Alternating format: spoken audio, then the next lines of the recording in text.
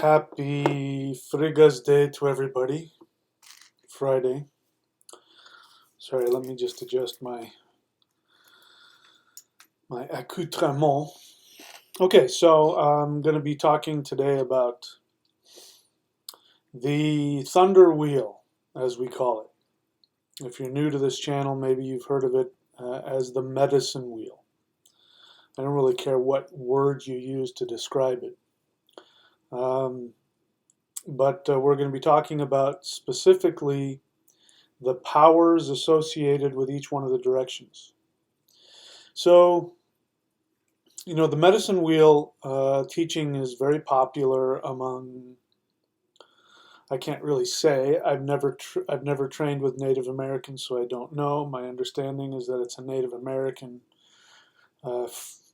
phrase that's been brought over into New Age spirituality. There's a lot of people who like Native American teachings. They like the idea of shamanism, and they like the idea of the medicine wheel. I do too. And I like a lot of the things that I have seen that has been ascribed to the medicine wheel. However, if you've done any real research into the medicine wheel, you'll find that there are differing medicine wheels out there. And there's different beliefs about what is what and where and this. And, a different direction will be a different color, and it will be a different animal, or it'll be a different... So there's no real consensus in the New Age Native American shamanism world about what the medicine wheel is. Different schools about it. So I'm here to present an understanding about the medicine wheel that comes from a scientific perspective. And I'm using the word scientific in the Latin sense of the word. Science means body of knowledge. So I'm not talking about necessarily physics in the university, although it is very interesting to note that sciences like physics are starting to come to the same conclusion that ancient spirituality has been coming to for thousands of years. Having said that, so I use this as a science, and what I mean by that is that the science is a body of knowledge that comes from observable phenomena. In other words, if we're talking about something called the medicine wheel, and yet we've got these differing beliefs out there, and no, north means this, no, the color is this, and somebody else says, no, I heard it means this, no, I heard it means that. Then we're talking about arbitrary things that really don't, for me, have any practical use. Because if we're talking about spirituality in terms of the directions, then we're talking about magnetic fields of energy. And these magnetic fields of energy are going to have observable effects in people and in just in nature. And so true shamanism is a science, meaning that true shamans are people who have connected energetically with nature, and they come to conclusions about how nature works. So if we're just running around and somebody says, oh, the north means this to me, and somebody says, oh, the north means this to me, and I think the energy is this, and I think the color is this, then it's just arbitrary nonsense. And it's cute, and maybe it has some personal meaning to you, but in terms of, using energy in a verifiable way, then if we're coming to completely different conclusions, then it's a waste of time. And then it's just cute. And that is, in a nutshell, the problem with modern Western New Age spirituality, is that much of it is arbitrary, meaning people just arbitrarily place things and then ascribe some symbolic meaning to it, and then they dump some emotion to it. And so it has meaning to them.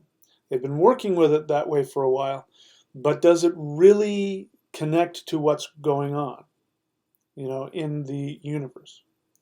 And so what I'm going to be sharing with you today is not just my idea. And I'm going to be focusing specifically on the placement of the gods in the thunder wheel, in the 8 directions. We live in, according to the many teachings across the world, and by the way, this is not just, even though I'm coming from an ancient Norse perspective, this is not just exclusive to that.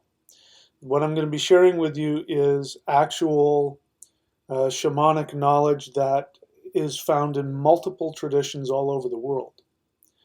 And in these traditions, they most likely did not have any interaction with each other, which means that they're coming to the same conclusions even though they're not communicating with each other, and they're using their own symbolism in their own culture, in their own religion, to describe the same fundamental properties of each of the directions.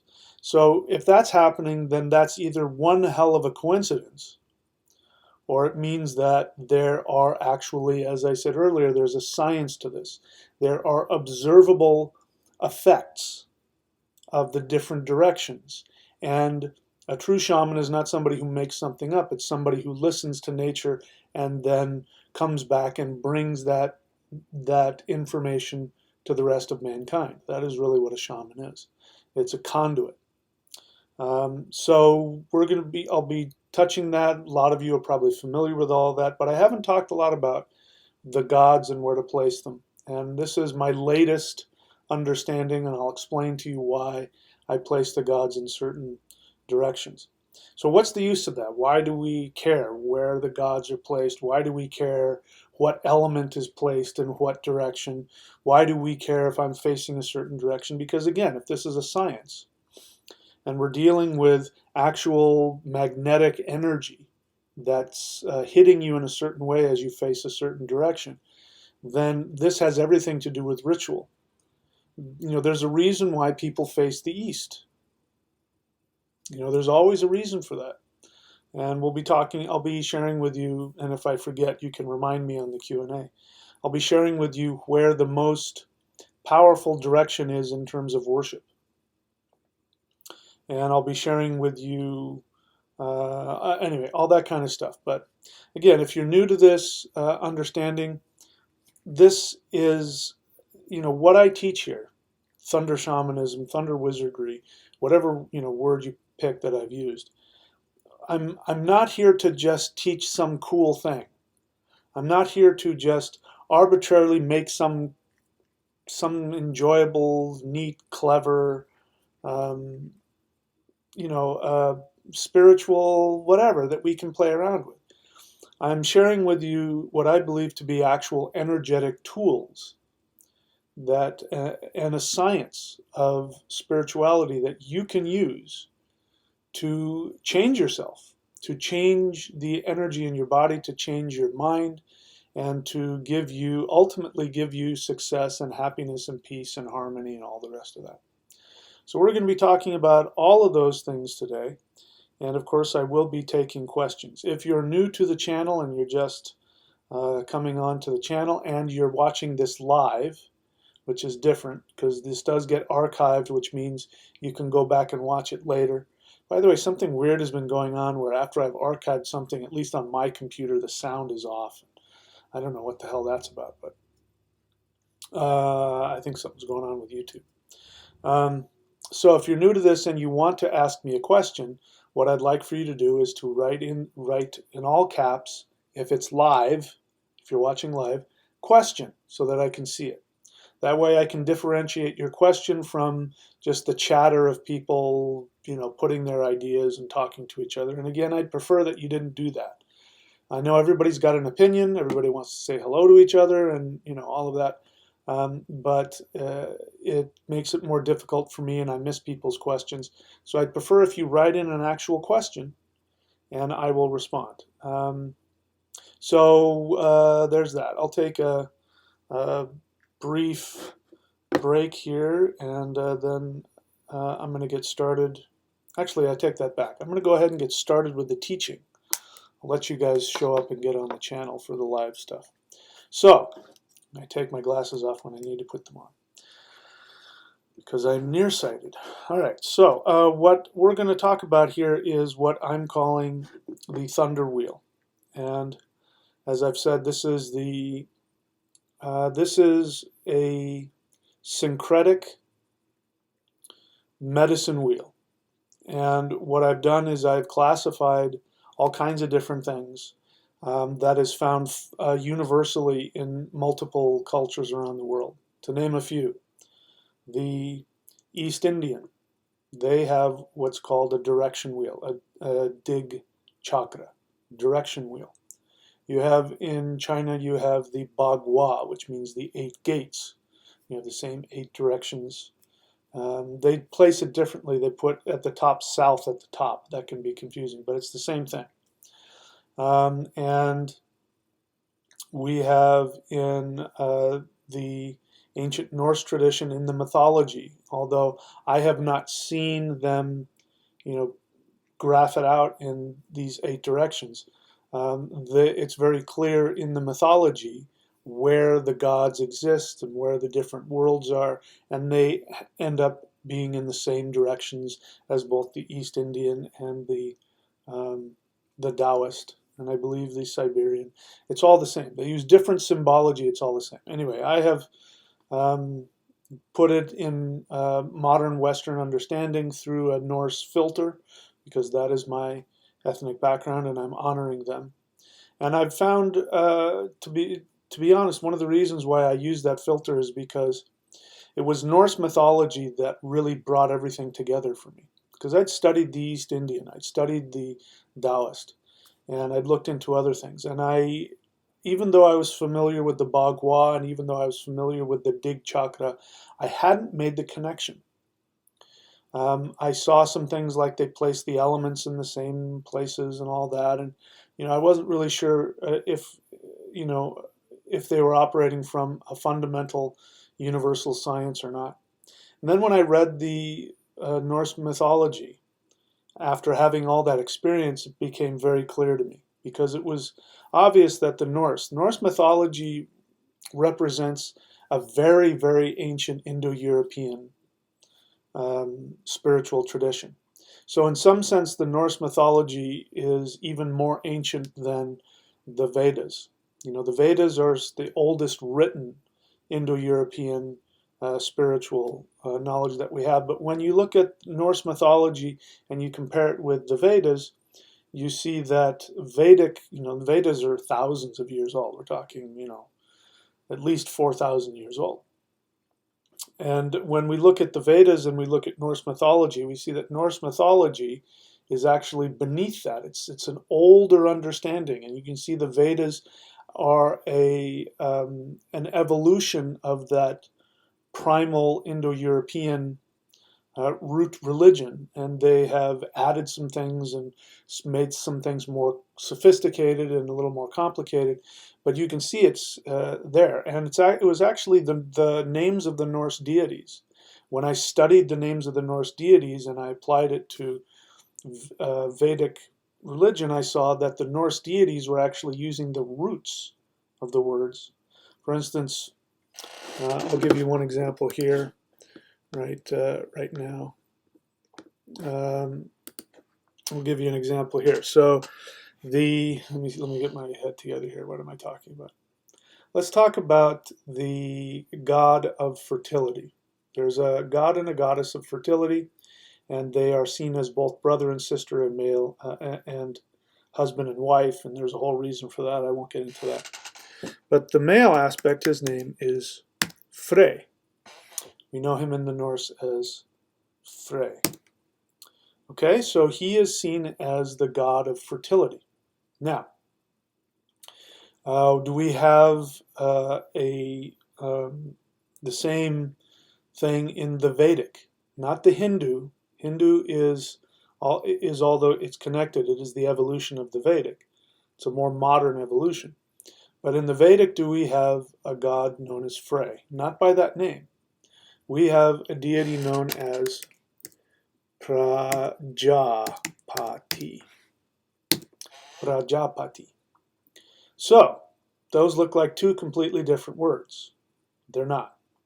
Frey is the root, which would in Sanskrit would be pra. It means, it's also in our language with the word, the preposition for, right? In Spanish, para. In Greek, I think para as well. And it means things like toward and for and around and through, like para means through. And so it represents this energy of expansion, pra, expansion. So the deity that we know as Frey is simply the Germanic pronunciation for the word Bra. Now, I don't know which came first. I don't know if the Vedics changed it from an F to a P, or if the Germanics changed it from a P to an F. And understand, I'm coming from I want you to look something else up too. It's called Paleolithic continuity paradigm. I want you to go Google that, because this is where I'm coming from. So to give you some understanding about where I think these words came from and how old they are, I want to share with you what the Paleolithic continuity paradigm is, as opposed to what you can find out, what has been taught for hundreds of years, is the Indo-European migration theory. So let's go with that. First, let me share with you what the Indo-European migration theory is. This was taught when I was in college. It was taught decades before, hundreds of years before. It is still taught. It is taught in linguistics. It's taught in history. It's taught in anthropology. And I'm here to tell you that it's not accurate. I think it's nonsense. It's based in some very old ideas that came about in the 1700s.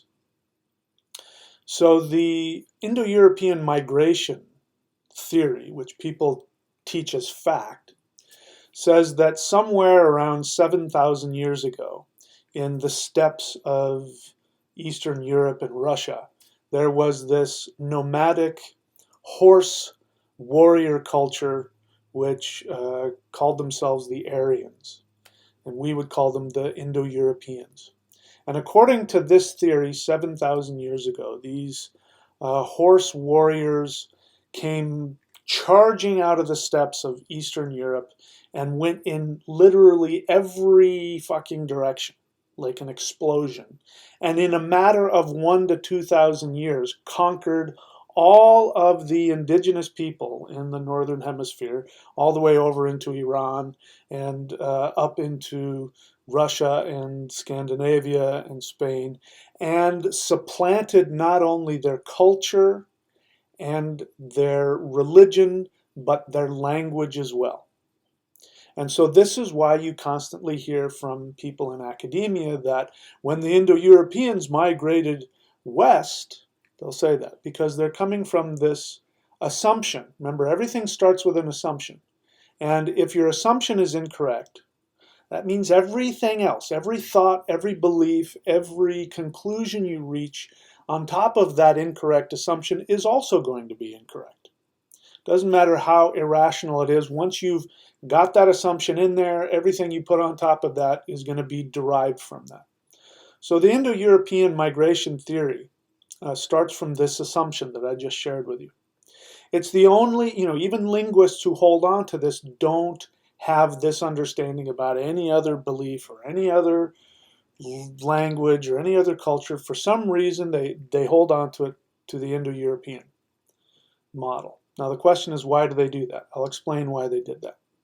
So in the 1700s, some Europeans went down into India, and they found the Vedas, and they started learning Sanskrit, which is, as I said, Sanskrit right here. Sanskrit is the oldest written Indo-European language that's still in use. today, Sanskrit. They started learning Sanskrit and they started reading the Vedas, and they came to some really true, accurate conclusions, which is, wow, this is a lot like European language. This is a lot like Latin, and that's a lot like English, and so they came to this conclusion that there must be some connection between Sanskrit and the languages of Europe. They're 100% right about that. But because they were operating from a racialist, exclusionary, racial superiority, again, assumption, they were assumed they had all these ideas about race. They're looking at these these brown East Indian people walking around thinking, well, these people certainly are not, they're not all that connected to us, but they're speaking a language that's similar to ours, so they must be descendants of Europeans. This is where they came from. That's where the word Indo-European comes from, because Indo is India, European, Indian European. So they made this idea that and then they took some things out of context from the Vedas, which talks about how the Vedic warriors came from the north, which I believe is true, came from the north down into the south of India. And so they created this mythology in their head of these white, blonde-haired, blue-eyed horse warriors coming down with their spears and conquering these people. And so that's what's created the whole Indo-European migration theory, because then they decided, well, that's what must have happened everywhere else. So this is going back to pra and praja. So again, we are looking at, is there a connection between Frey, which is the Germanic god of fertility, and the Vedic god Prajapati? And indeed there is, because pra, as I said earlier, has to do with expansion. Progeny comes from the same root of pra. Progeny, to procreation, there it is again, pra comes in there. So even just on a meaning level, it means to create, procreation. So we have pra and prajapati. So Frey, is just simply the word for fertility, and even F-E-R, pra, is the same thing. Fertility, So Pre is just simply the god of fertility. So who is Prajapati? Prajapati is pra, which is fertility, and ja, which is feminine energy. Hang on just a second here. And then you have Pati, which is husband. So Prajapati is the husband of the power, we'll call it Shakti, we'll just use the husband of the Shakti. Shakti is always feminine. Husband of the Shakti of fertility.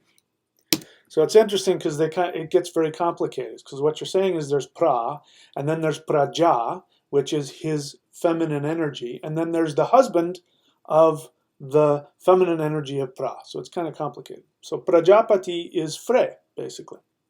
So the reason why I'm giving you all of this is that what I'm saying is that this understanding, when you go back to the ancient pre-Christian tribal Germanic mythology of the gods, what you are seeing is an older, less sophisticated, but more primal understanding of the Indo-European gods. When you compare the Norse mythology to the Vedic, you see that the Vedics had begun evolving and making it more sophisticated. So that's the interesting kind of ironic thing, is that then later on the European invaders who went down into India felt that they were superior, but in reality, if they had remembered their ancient shamanic understanding, they would then be able to have come at this with a completely different understanding. But what I'm saying here is that, again, the Paleolithic continuity paradigm says that the Indo-European language existed 50,000 years ago. Now, of course, it was in a completely different form, but that the Indo-European language did not just simply erupt out of Eastern Europe 7,000 years ago and then explode all over the Northern Hemisphere. It doesn't make any sense. Language doesn't work that way. There's simply no way at that time, 7,000 years ago, that language is going to completely shift like that. It doesn't make any sense because we have all these different Indo-European languages to this day. We have the Germanic languages, we have the Slavic languages, we have the Celtic languages, we have the languages of India and Iran, and even Turkish. We have all these different Indo-European languages that were already, even thousands of years ago, were completely separate from each other. So it doesn't make any sense that within a matter of 1,000 or 2,000 years, Proto-Indo-European would explode all over Europe and then magically turn into German and Celtic and Sanskrit. It doesn't make any sense.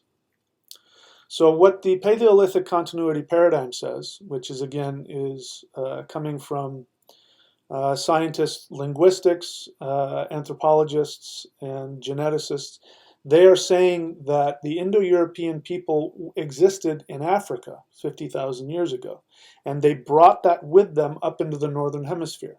Then what ends up happening is they end up getting landlocked by these ice ages which last for tens of thousands of years.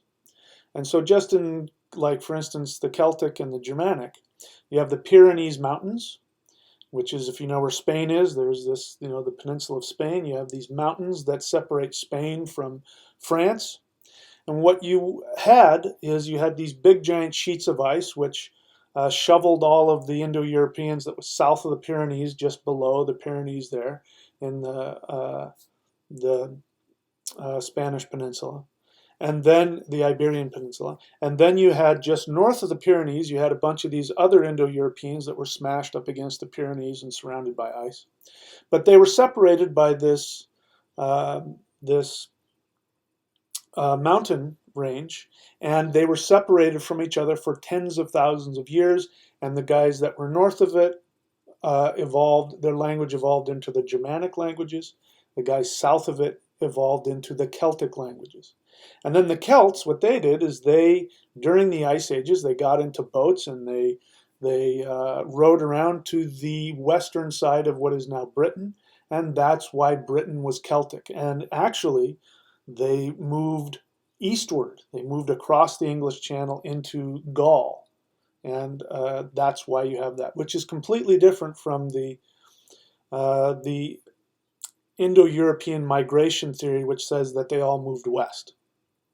Anyway, point I'm trying to make here is that what we're going to be talking about today, is very, very old. I know I went way off on a tangent here, but we're talking about the Indo-European medicine wheel, as I'm calling it, or the thunder wheel.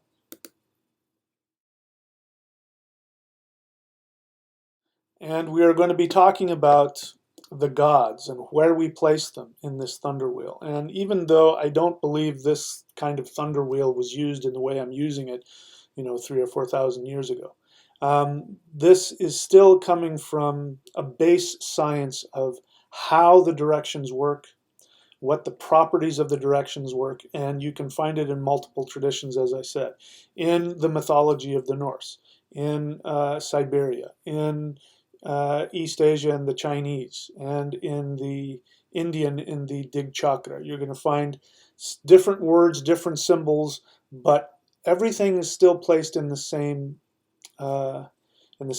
spots and in the same directions. And the point of that meaning being is that this is a science. These are people who have, over tens of thousands of years, been watching nature, and they've come to conclusions all over the world, which means that this is a science that we can tap into and we can use. We can do it with energy work, we can do it with ritual, we can do it in all kinds of different ways. And so this is what I'm wanting to bring with this teaching. I'm wanting to bring a real science that comes back to our ancient ancestors. And if we're talking about the ancient Indo-Europeans, we're talking about people who lived in Africa 50,000 years ago. These are your ancestors. This is how far back this goes. It doesn't just go back a few thousand years to somewhere in Eastern Europe. It goes back to the first modern humans, or at least a group. There are different groups of the first modern humans that, went all over the world. But we have this one group, a very influential group, the Indo-Europeans. But they were not as you see me today.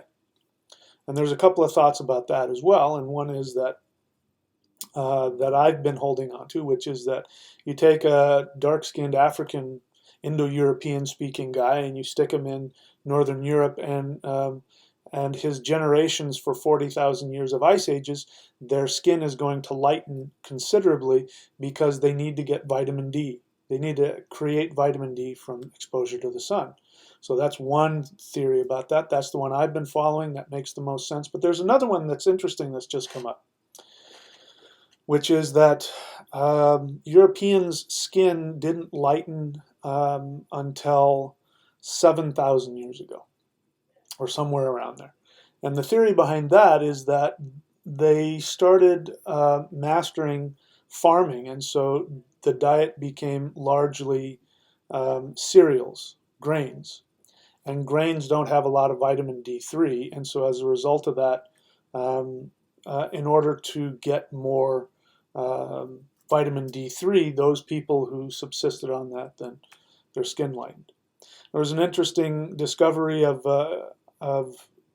a skeleton in Britain, and again, very old. I don't know how old it was, but it was, I think, less than 10,000 years old. I'm not sure.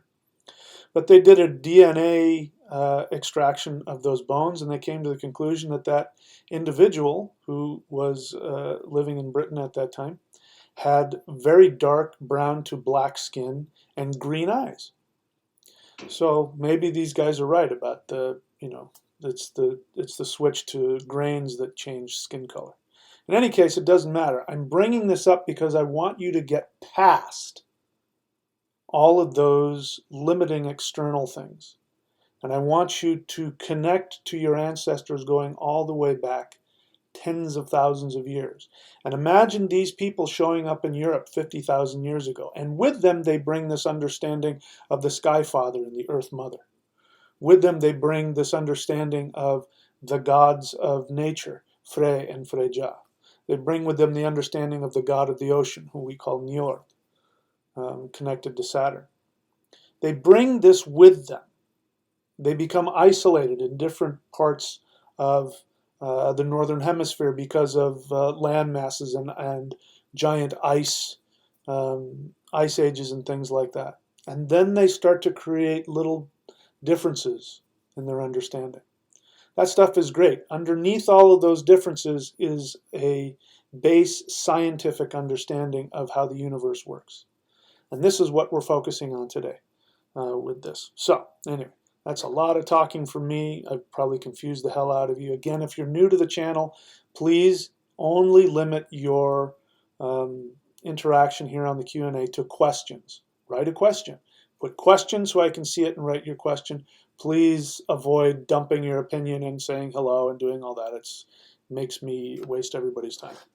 So I'm going to take a break and come back, and then we'll answer any questions you have about anything. We can talk about the runes. We can talk about the directions. We'll talk about the gods. We'll talk about all that. So let's take a look. Where did I put that picture of what I'm calling the God wheel? What did I do with that? There it is. So take a look at that. This is where I placed the gods, the Norse gods, in the medicine wheel.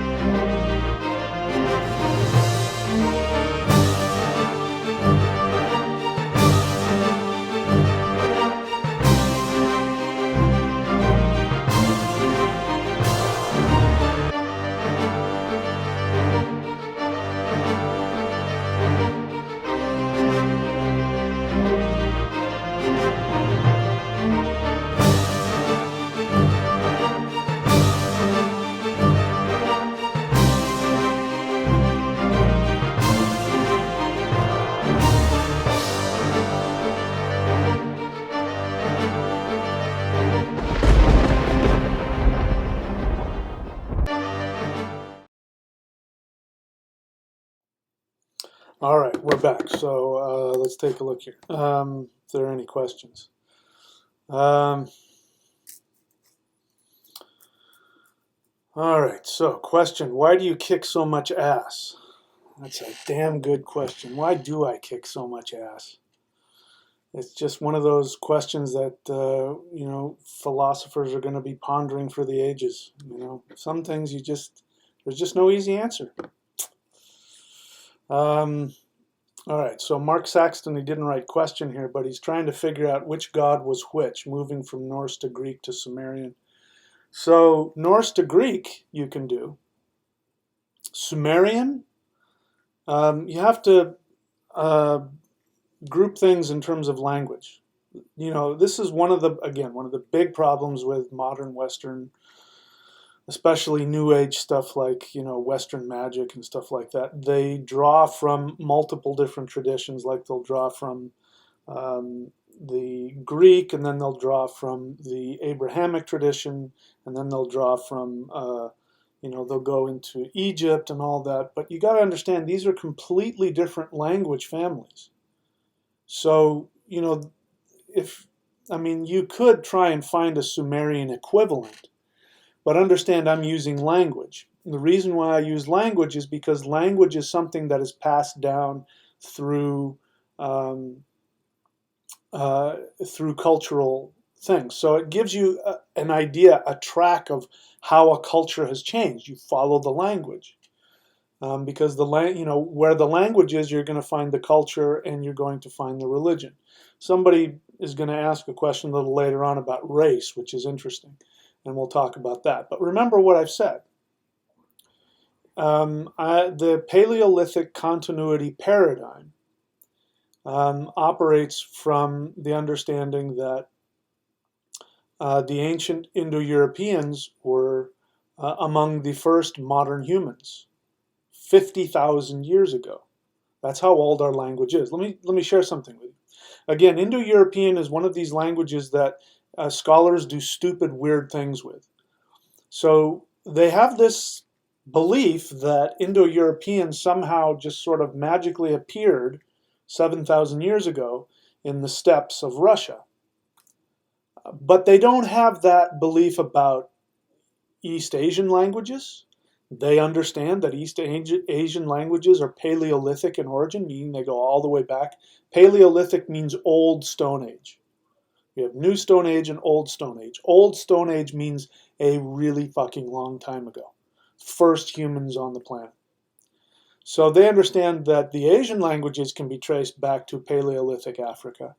They can say the same about all kinds of other languages, but for some reason, us Westerners, us white people, we just sort of sprouted, they don't say this, but this is the unconscious message.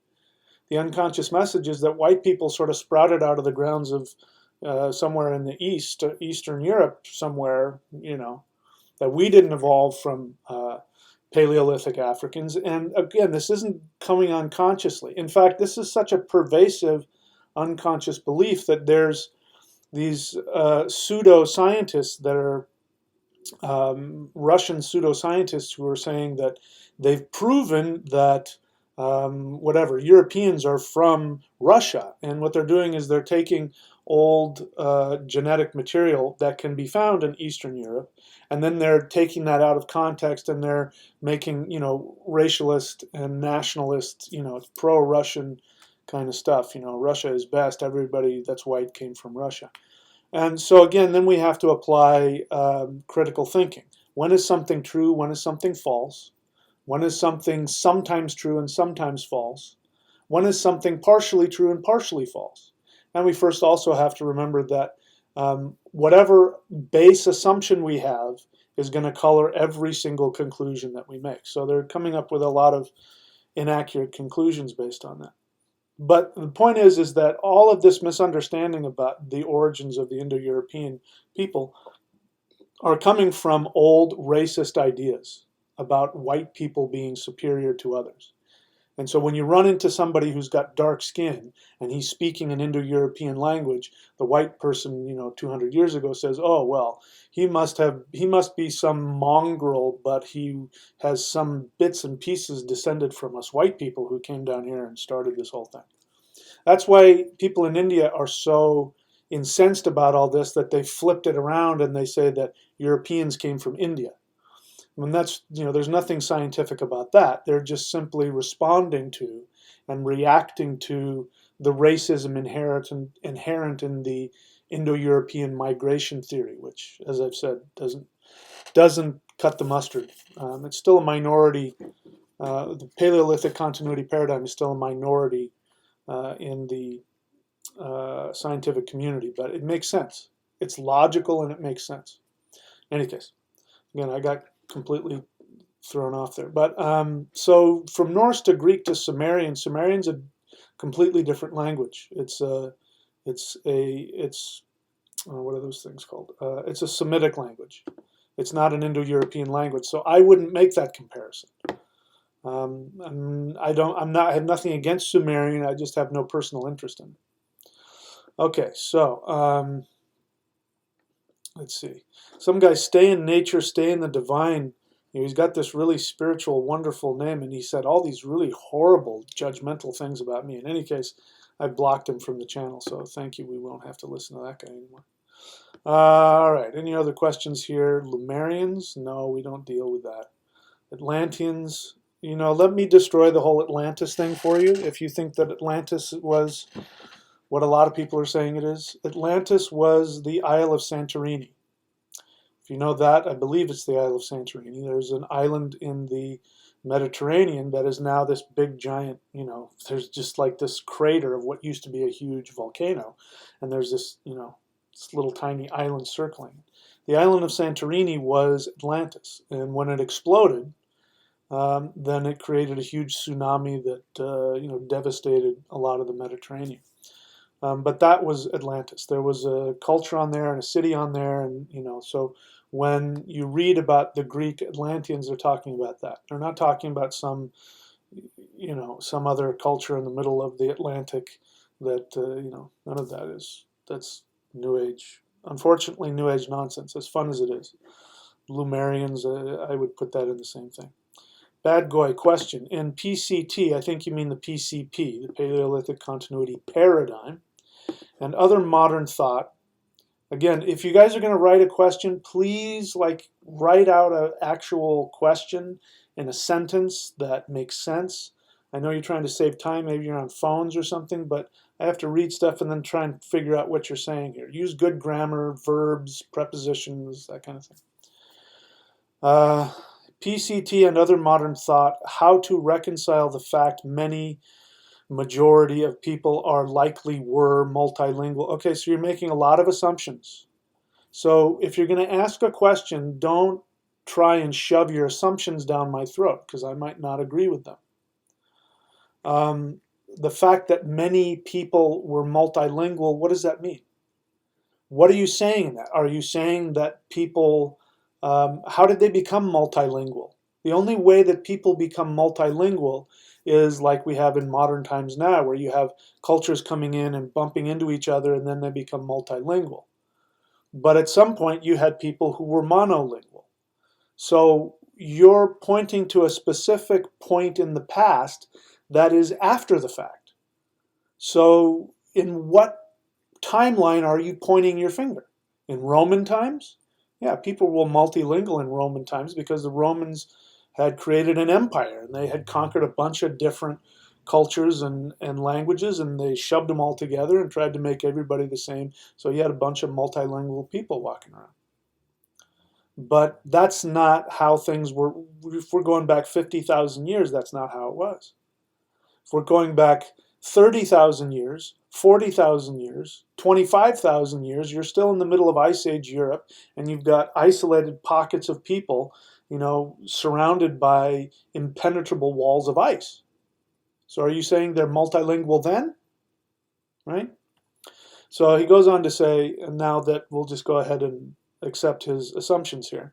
The fact that majority, again, majority, you're telling me a fact. How do I know that the majority of them were multilingual? Where do you get these facts? Why are you shoving them down my throat? But let's just say you're right. The majority of people were multilingual. Other words, Why group people by language and not genetic features? Well, I could completely turn it around and say, why do you need to group people by genetic features? Why is that important to you? And then we have to ask, what causes genetic features? So you're at total, again, it's really important. Go look up critical thinking. Your critical thinking skills are lacking here. Now, the reason why critical thinking skills are lacking is when somebody has an emotional agenda. So I'm willing to bet, at least on an unconscious level, you have an emotional agenda attached to the idea of genetics and genetic features. Because otherwise you wouldn't be throwing these monkey wrenches in by saying, well, way back when people were multilingual, and so why are you talking about languages when we could be talking about genetics? The logic there is not at all self-evident. And you're setting yourself up. Here's another thing. Whenever somebody asks me a question and they're throwing in like multiple assumptions, in other words, I have to follow their assumptions just to get to the end of the question, it's because they have an unconscious agenda to steer me to a certain, to their way of thinking. And they're asking a question, what they really want me to do, they're either trying to convince me of their way of thinking, or they're trying to get me to, to say what it is, whatever it is that they want to say. So your thinking here is all wrong, and there's, again, when is something true and when is something false? The fact that majority of people were multilingual, that's simply not true. We go back, tens of thousands of years, you didn't have that. You didn't have groups of people that were multilingual. When is something true and when is something false? When is something sometimes true and sometimes false? There were times, and there are times now, where some places you have lots of multilingual people, but that's because you've had people in indigenous cultures together, and then things becomes multilingual. So it's sometimes true, but only in the later times, and it's sometimes false, meaning it's false in the past. Okay, so you're not thinking critically here. When is something true and when is something false? When is something sometimes true and sometimes false? And when is something partially true and partially false? So again, I could take the same world where you want to tell me that the majority of people were multilingual, even if I find a time in history like during the Roman Empire. That's only going to be true partially.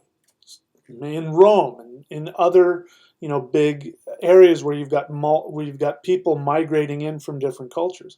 But there are still going to be places all over the world. Northern Europe, for example, you had the Germanic tribes who were seen as the most primitive, and they were definitely all speaking the same language. We know that going back 2,000 years, we find rune inscriptions from hugely different parts of Northern Europe where the Germanic peoples were, and they're speaking the same language.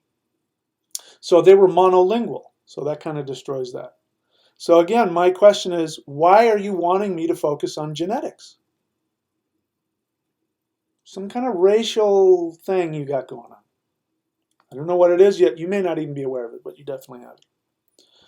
All right. Stay in nature. Oh, okay, I already turned that guy off.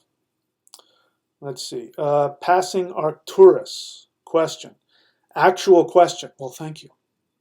Is Enki, Odin, and Shiva?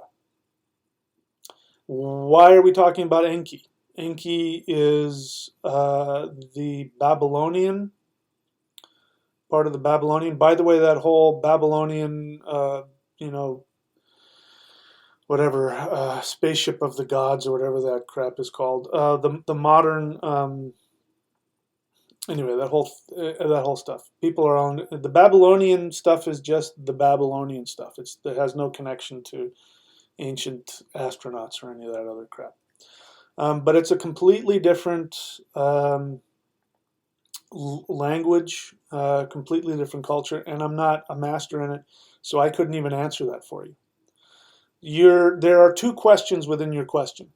So again, if you want to compare deities, which I don't have a problem with, you have to at least know which deities are part of one language group and which deities are part of a different language group. If you want to compare, let's say, you want to look at Semitic, which I believe Enki is a Semitic deity. If you want to look at the Semitic deities and compare them to Indo-European deities, both Odin and Shiva are Indo-European, then you can't be trying to connect them via language, which means, the reason why I get so turned on by this is because when I talk about Frey and Prajapati, I'm seeing within one culture, within one religion, I'm seeing through the language how this understanding has changed and how it's the same deity. That's exciting to me. But if we're talking about a completely different language group, then we can't connect it historically or linguistically. What we can do is say, well, maybe we're seeing some underlying energetic connection.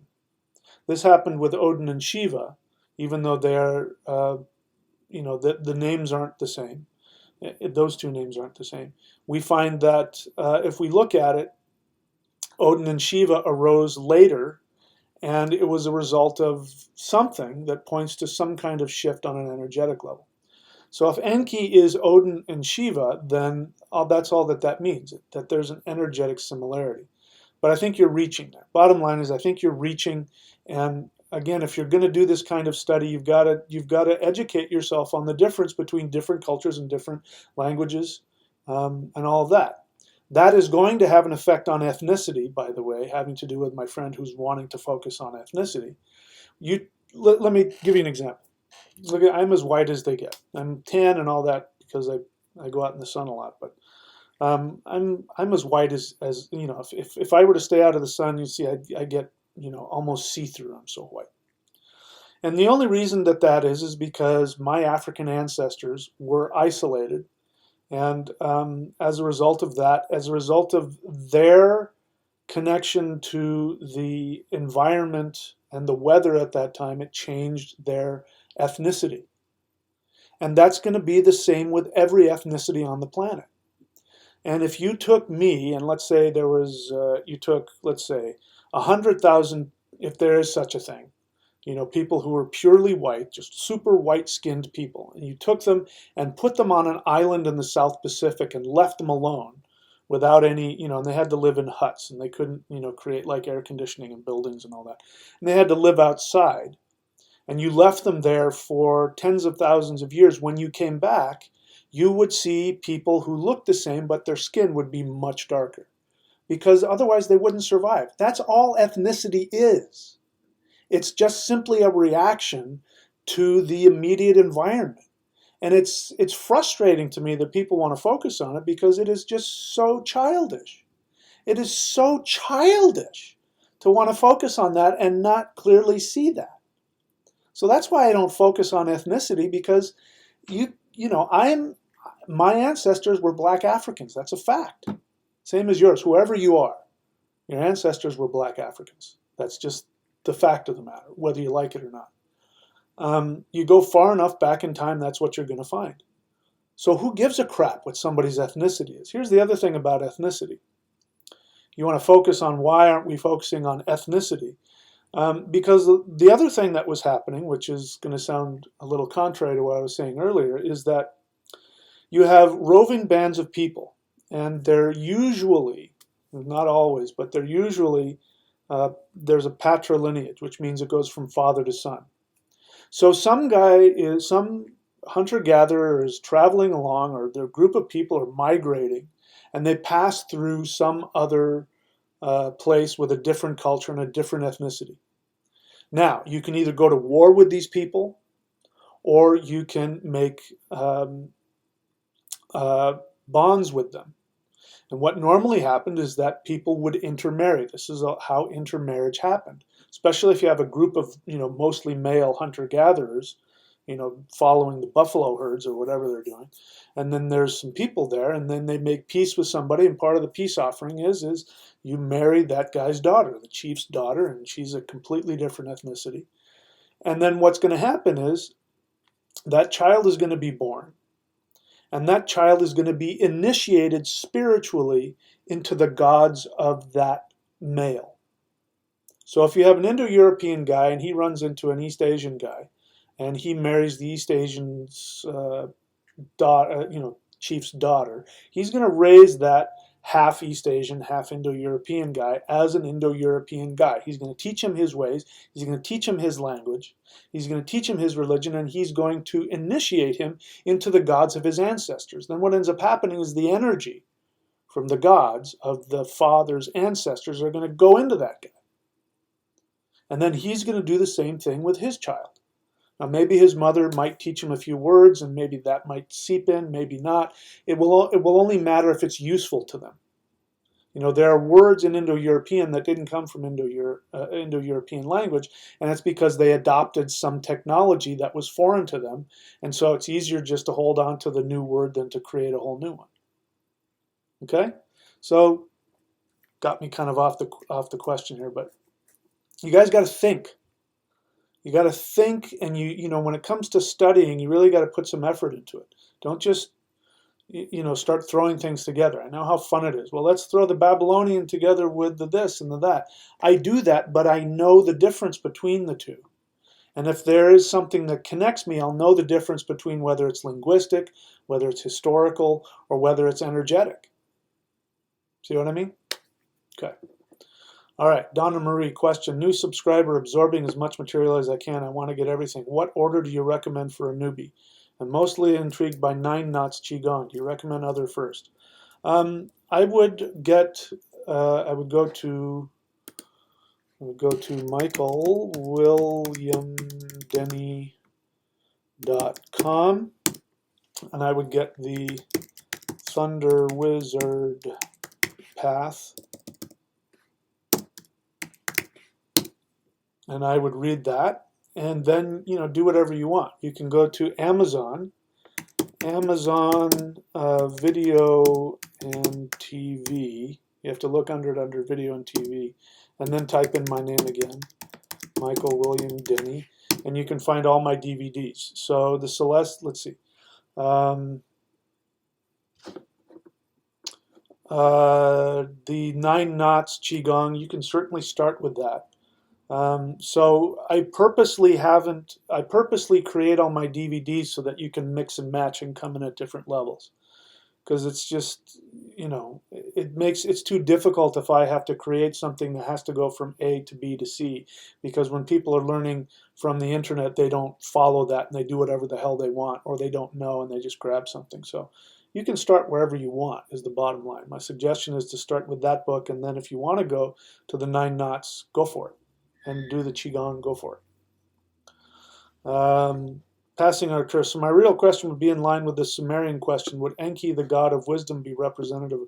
Yeah, that's really general. So again, I'm saying, just because you tell me that Enki is the god of wisdom, I don't know nearly enough about that god to make that decision. Odin is a very specific god. He's not just the god of wisdom. Let me give you another example. Just because you think Odin is the god of wisdom is true, but Odin is a bunch of other things too. The god of wisdom is Thor. What? Thor. Thu-nar. Lord of Thu. Thu is the mind, is the moon. A master East Indian shaman will tell you that Indra is a god of the mind. So there's the god of wisdom, and that goes directly against some people who look at things on a surface level and think, oh, the god of thunder, he must be really violently angry. He must not think things through. He just explodes. And no, he's the god of the mind. So just because you say Enki is the god of wisdom and you want to superficially link that with Odin, put some more time and effort into looking at that and thinking about that. The desire to smash everything together is an understandable one. It's because we want to make things easy on ourselves. But that's when people start making mistakes. That's why the Indo-European migration theory started out the way it did, is because you got a bunch of racist white guys who are trying to make superficial connections and go, oh, Sanskrit is a lot like Latin, so we must have come down here and colonized this place, and that's old white people language. It doesn't mean that at all. It's just superficial way of trying to connect things so it makes sense to your brain, and it's kind of a lazy way of doing things. So to answer your question, I don't know, but my first instinct is probably not. It's Generally speaking, wisdom, we have to know what the hell that means. So I'm going to explain a lot more of that when we get into where the gods are placed and why they're placed where they are. So I'll try and get past these questions as much as possible.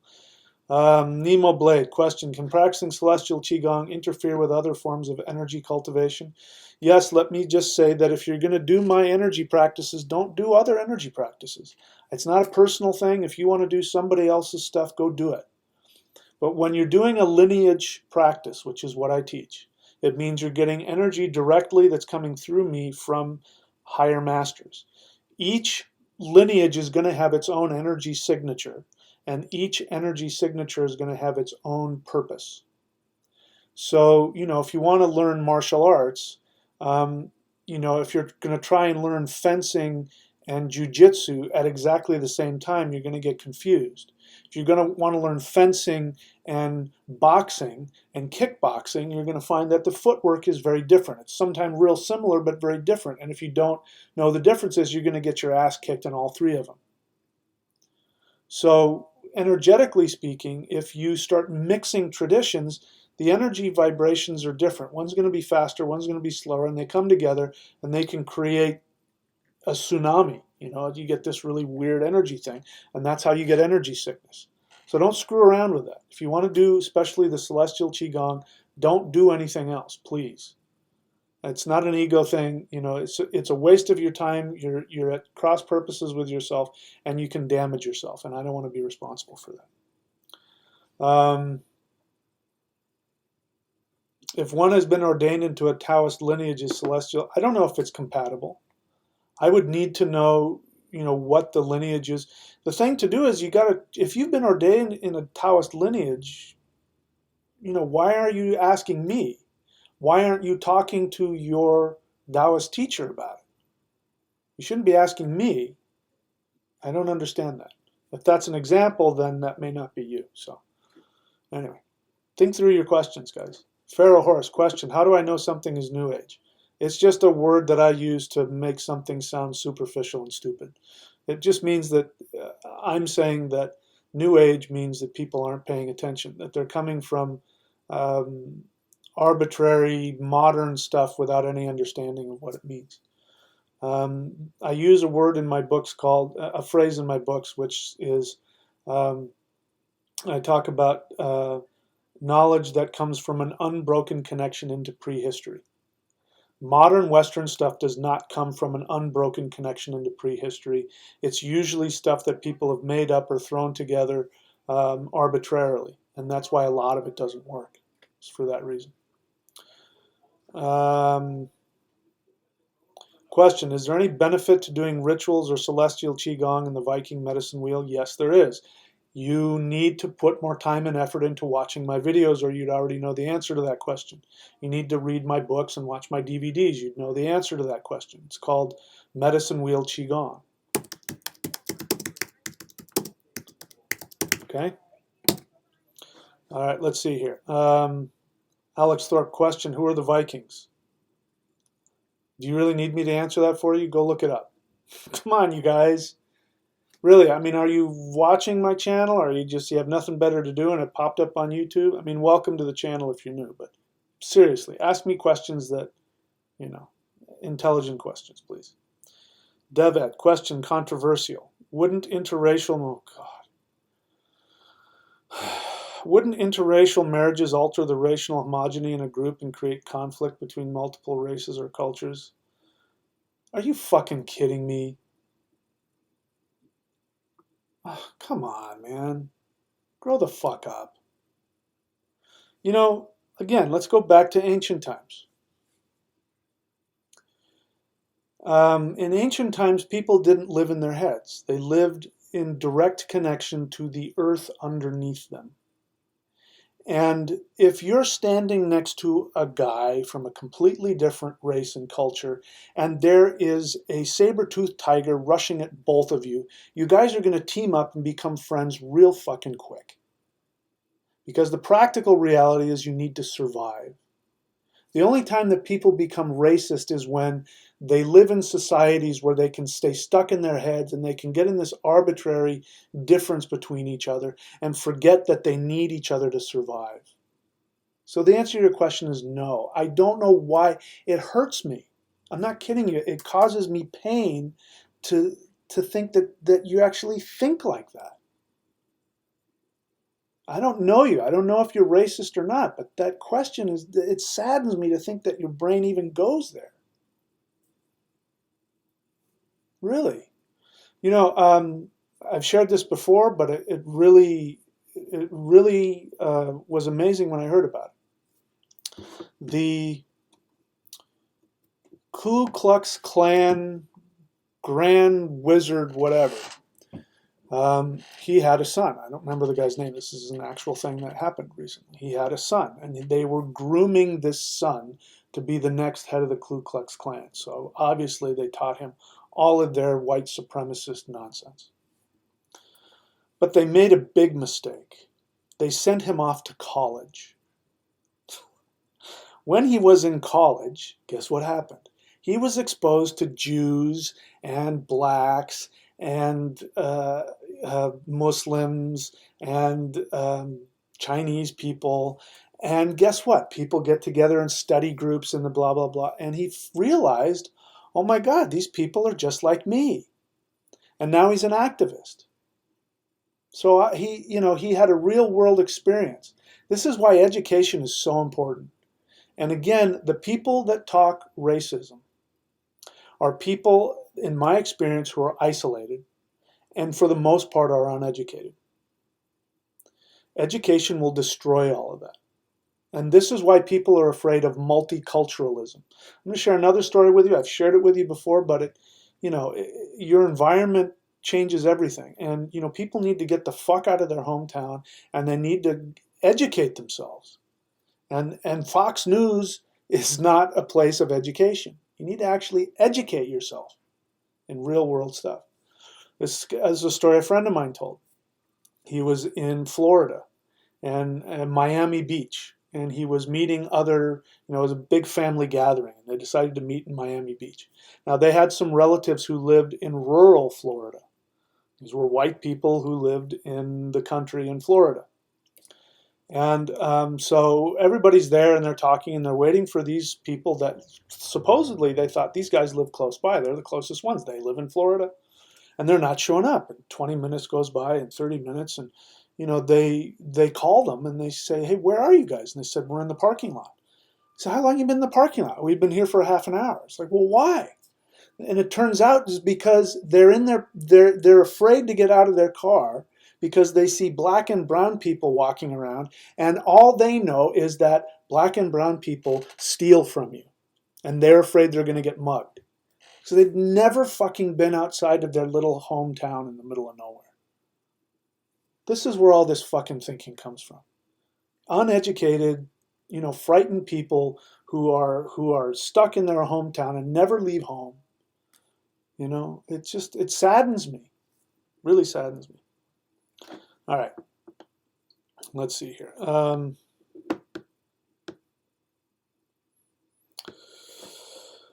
You have to write questions so I know you're asking a question.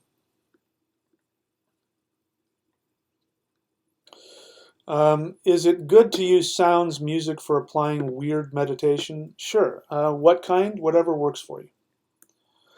Cosmo Joe, question. I have dropped all energy practice like pranayama and have been doing whole breath exclusive, and my energy has changed from hot sensation to cold or cool wind. Is this normal? Yeah. Hul is Hulda. Hole. She's the earth goddess. So the earth is going to cool things down, and she is a goddess. So it's going to bring the feminine. I did this. That's where I got that Hul breath from. I was doing the same thing you're talking about. I was doing two different traditions, and I ended up giving myself chi sickness. And in meditation, in desperation, I said, whoever's out there, please give me a one-word meditation. And I got it, and I got the instructions of how to do it. If you don't know what I'm talking about, go look for this on my channel, the Hul breath. And it was the Hul breath that got me to realize that I was being taught by my ancient Norse ancestors. And I didn't know that because I was trying to figure out where Hul came from. And I knew that Hul was an earth sound in the Chinese tradition. I knew it was a sound in Asian traditions as well, like the Sikh and in other places like that. But I didn't know where the L came from. That was really weird, and I was trying to find out where it came from. And long story short, I just typed in Hul, and up came Hulda, and then that's what started me on this whole path of coming to realize I thought I was Celtic, and I found out through not only shamanic journeying but family history that I'm not Celtic at all. I'm the furthest thing from, well, not furthest thing from it, but that I'm actually 100% Germanic, and I had a personal issue with anything German. I was very prejudiced against because of growing up watching the in the 60s. In the 60s we watched a lot of World War II movies. And so anything having to do with the Germans to me was Nazis, and I hated that, and I didn't want to be that. And found out that I'm Germanic, whether I like it or not. So that's why one of the reasons. That's how I got into doing this. So there you go. All right, I don't see any more questions here. Let's take a break, and I'm going to come back and talk about the gods and the directions, and of course take any more questions as they arise.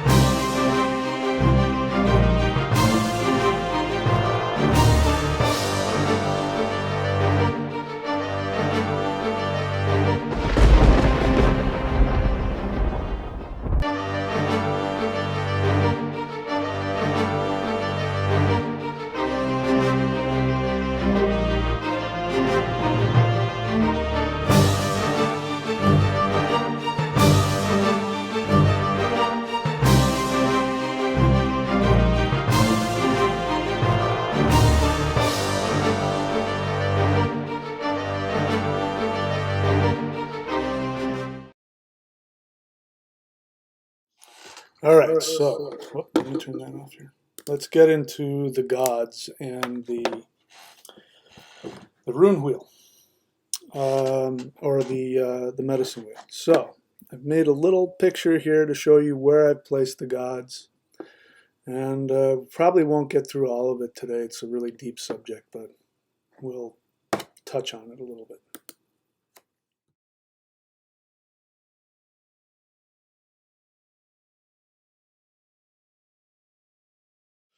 Now, if you really want to understand all this, then the thing to do is to look at other things, like Vedic astrology for one, because you know where the planets go. By the way, it's the same in Taoist tradition, which is really interesting. They place the planets in the exact same positions as the East Indians do in the sky, on the medicine wheel or the dig chakra. Do the same thing. So on the north we have Odin. Odin, if we have to ascribe him to a planet, would be Mercury. Mercury is the messenger of the gods. Mercury is communication. Odin is connected to communication. Now, we have to start asking questions about when we place a deity in a certain direction, are we doing it because that deity represents the element and the energy of that direction? Or are we saying that this deity represents the protector of that direction? So let me give you an example. Odin is Mercury. Mercury is going to be the air element. That's the element that Mercury is going to be connected to. The air goes everywhere. It represents your voice, going through the air, and it's communication. So what does that have to do with the North? Well, the North is a realm of it's a realm of potential. So in the North, again, I guess this is something I need to explain to you. The way that the thunder wheel works is that it goes in a clockwise fashion, and it represents how energy manifests in the three-dimensional physical world. And the first place it comes into is in the North. And so the North represents the least solidified of energy. So this is energy that's coming directly from the void, but it's now just beginning to come into three-dimensional manifestation. As of yet, it is still very undifferentiated. It has not become anything specific yet. And so what's happening is that as it's coming in, if you put anything in there, something solid into the spiritual essence of the North, it'll explode, because the North hasn't, the energy of the North hasn't solidified yet. This is why in the mythology, the waters of the North are toxic.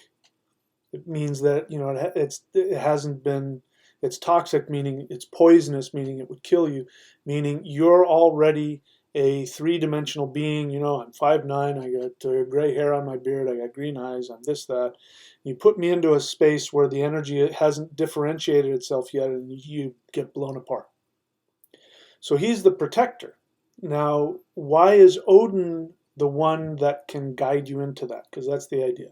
Odin is the one who can guide you into the North and protect you so that you don't get blown apart. And the reason for that is because Odin sacrificed himself on the tree of the world tree. And he died to himself. He sacrificed himself to himself.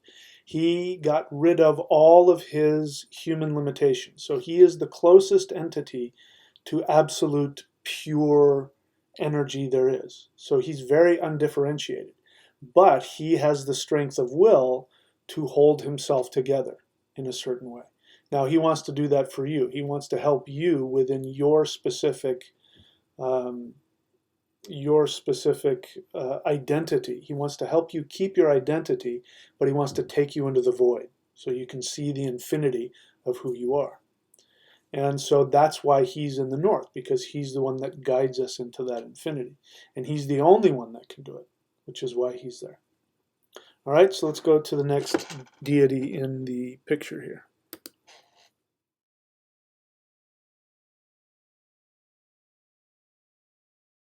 All right, so now we have Tyr. Tyr is in the northeast.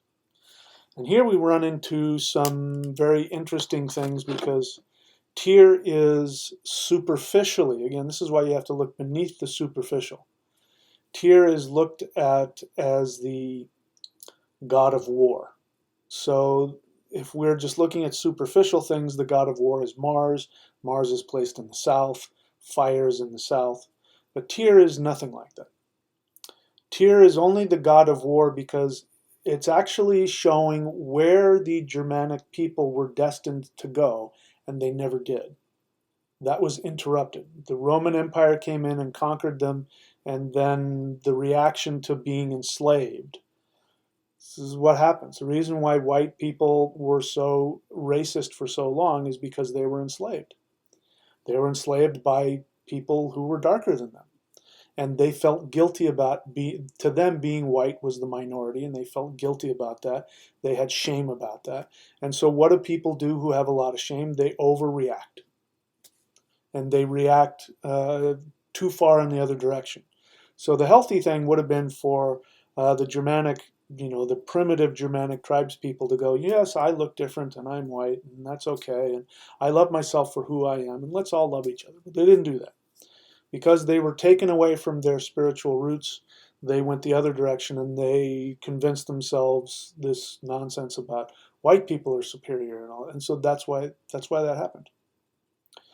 So where this is leading is that Tyr represents the warrior mentality of the destiny of the Germanic people. And the destiny of the Germanic people was to be a protector, not a warrior. Tyr is a protector. He's not a warrior. Mars is a warrior, meaning Mars goes out and kills and destroys indiscriminately. The god Mars, the god Mars in the Greek pantheon at least, he uses the skin of his enemy as a blanket. He sleeps on it. He skins them alive. And, he's just ruthless, destroying and killing and maiming. That's the actual, warrior aspect left to itself in its raw state. Tyr represents the opposite, because what does Tyr do? In the mythology, Tyr is fighting with the wolf Fenrir. He's got his hand stuck in there, and he's got a sword stuck through his mouth, Fenrir's mouth. He's got a sword stuck in there. That's what's holding it there. The sword is stuck through his mouth, and his hand is stuck in there, and he's fighting with him all the time. It's not that he lost his hand, and then he went off and he's walking around without his right hand. He's always there. God's, like Odin's eye is always in the realm of Mimir. It's not like he's looking for his eye. He still sees through it. He's a god. He can still see through his eye. Tyr can still feel his right hand, even though it's in the mouth of Fenrir. What is Fenrir? Fenrir is the absolute, the reptilian brainstem gone crazy, where it's just, because his jaws would open so wide, he would consume the whole universe. So it represents our base instincts and desires where we just want to consume everything to our own destruction. Tyr is the one who allowed the magical thread to be used as a rope to bind Fenrir so that he couldn't get loose. So Tyr is in constant battle with Fenrir. Tyr represents, just like his rune, it represents the highest chakra, the highest awareness in the human being. And this is up here to counteract the complete base desires in your lowest chakra. And so this is what he represents. So he doesn't represent war. He represents victory, and people would use his rune as victory, but what they may not have realized is that victory comes through conscious awareness. It doesn't come through violence. So this is telling us where the Germanic people maybe we're still destined to go there. Who knows? But this was their destiny, to become like Tyr. So Tyr is in the northeast. The northeast represents the highest ether, the highest spirituality. I said in the beginning, if you weren't watching, I said that I would tell you where the most auspicious place is to put your altar. That is in the northeast, the realm of the highest ether. The northeast is also known as a ghost door or a demon door.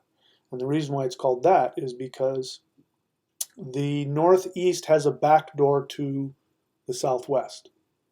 Southwest is the underworld. And so when people go out of balance in their spiritual pursuits and they become fundamentalists, they become extremists, then what ends up happening, even though in their extremist self-righteousness where they're battling for the righteousness of God's truth and the truth and beauty and morality. And of course, they become the exact opposite. They become immoral. They become prejudicial. They become violent. They become, horrible. We all know the horrors of fundamentalism. Islam is a good example. Fundamentalist Christianity is a good example. The Middle Ages, the Catholic Church in the Middle Ages, perfect example of righteousness, spirituality gone to the extreme. It opens a door to the underworld, which is your unconscious mind, and the demons come through.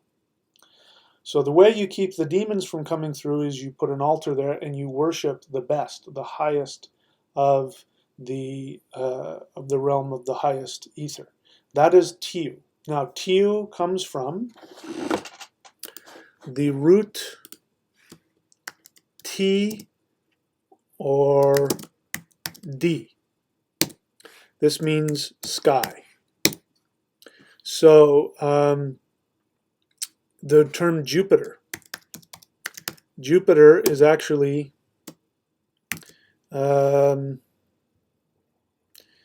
Diu Pater. Sky Father. Zeus. Now, you have to understand that the Z in classical Greek was actually pronounced like this. Diz. So, Zeus is the vocative for D. His name in Greek was not Zeus, it was actually D. A temple was Dion, the place of D. D is what the sky father. Tiu. The Proto-Germanic was Tiwaj. That is the Germanic pronunciation of D or D. Let me see. I don't know if I'm spelling this right. Dieus. Tiwaj. He was the sky father. So this is why I say that Odin came later, because originally in the Indo-European pantheon, you had the sky father, Diu Pater, and the earth mother. And Tiu was is just the essence. It's not even Tiu Pater, like became later in the Latin and in the Sanskrit, they called him sky father. The Germanics just called him sky. And this goes back to the ancient Roman historian Tacitus, who says that the Germanic tribespeople didn't have temples and they didn't have statues. They saw the gods in nature. So this means that to worship Tiu was to worship literally the sky.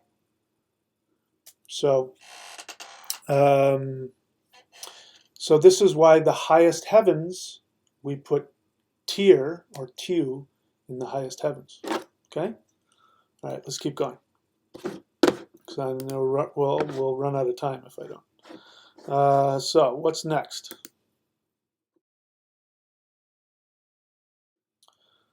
Thor. So what we found is that Odin is in the north and he represents the defender of the north, the protector of human beings for the north.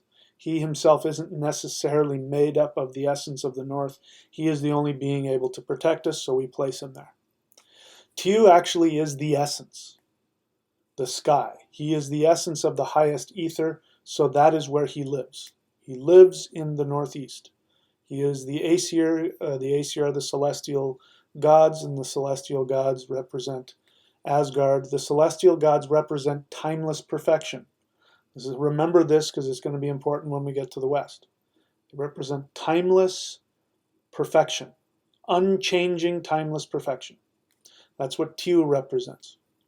We get to the east. In the east we have Thor. Thor is named Thu Nar.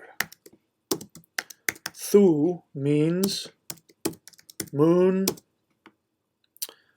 drop, raindrop, nectar, and dew.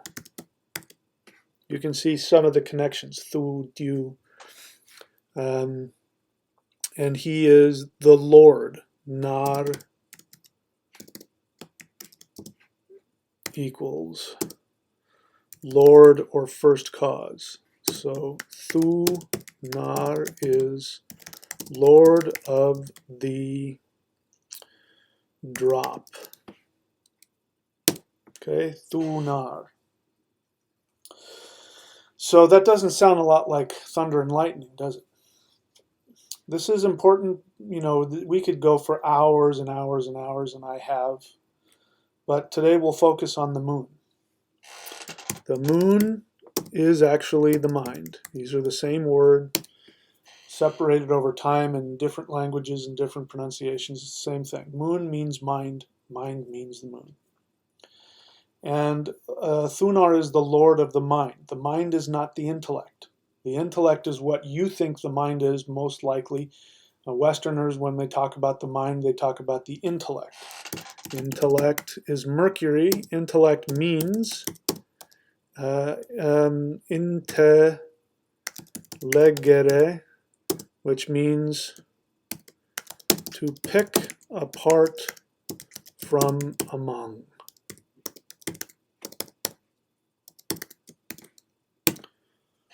The intellect picks things apart. To read is to legere, to pick apart. When you're reading a bunch of, especially in Latin, Latin didn't have any spaces. And when you were reading Latin, you had to pick apart, because you had to literally find the words in there and, oh, that's a separate word, and to pull that out from all the others and put that in your brain, and then the next one. And so to put all that stuff together and make sense out of it, you have to pick apart. So the intellect picks things apart. And that's what most people do. Now, I use the intellect a lot. Just by explaining this, I used a hell of a lot of intellect to pick that apart. You have to use the intellect to understand the difference between language groups, and why, if you want to look at the Indo-European gods and the Semitic gods, you have to at least know that there's a difference and why that's important. You have to have the intellect to do that. But that's not the mind. The mind is the moon. The moon does what? It reflects the light of the sun. The sun is the Sawul. Sawul. See, this is interesting. I typed in S-A-W-U-L, and the spell check turned it to S-O-W-L. So it did exactly what I was trying to do.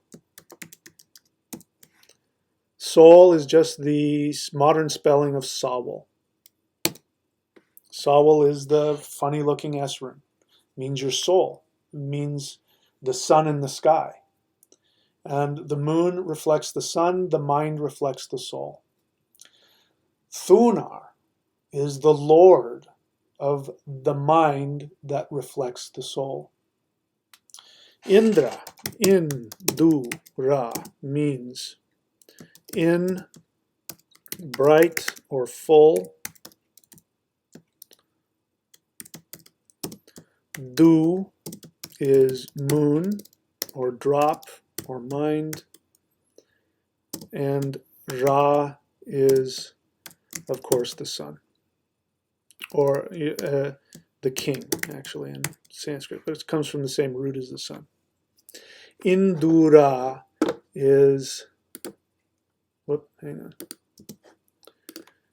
the king of the full moon.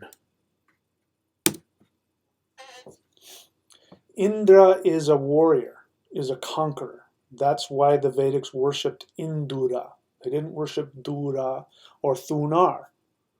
And in fact, Thunar, to my knowledge, is not even part of at that point, the Vedic pantheon. He was part of the Germanic pantheon, which again shows you the destiny of where the Germanic tribes were headed, which we did not achieve. We were interrupted in it. And the reason why is because we're probably as fiery as anybody on the planet. We need that nectar of the moon. We need that water to calm us down. Otherwise, we blow shit up. That's what we do. The fire in our DNA does that. And that's why we needed Thunar. We needed Thunar because he was the first cause, the Lord of the mind. And we needed to worship him so that our minds would be focused. and that we would have balance, and we would have the healing aspect of the moon. This is where we were headed. We didn't get there. So the Vedics worshipped Indra, and the Germanics worshipped Thunar, Lord of the Moon. We don't say if he's the full moon or the new moon. We're focusing on the drop of nectar, which is why Thor drinks mead. It's the drop of nectar. This is why none of this happens by chance. Do you see this? He's in the east. He's in the east because who's in the east? The trolls and the giants. The trolls and the giants represent the expansion of ego, because the east is the ego, the self. It's the home of the rising sun. And in the Vedic tradition, it says that that the sun sits in the east and worships Indra for long life and the power to rule. So the sun comes up and it's worshiping the thunder god. And because the ego must be protected from the trolls and the giants. Trolls and the giants represent life force energy that expands and without stop. It just keeps going and going and going and going and going. That's why, they just have one eye and they walk around and they're picking people up and biting their heads off and stomping on people's houses. They have no awareness of anything beyond themselves. So Thunar creates boundaries, which is why Thunar looks like a thorn, because he creates a protective boundary. It's a weapon against people who want to come in and destroy your boundaries. That's why if you're in a dysfunctional relationship, you need to worship Thunar so you can find out what your boundaries are and protect yourself and protect other people from their boundaries.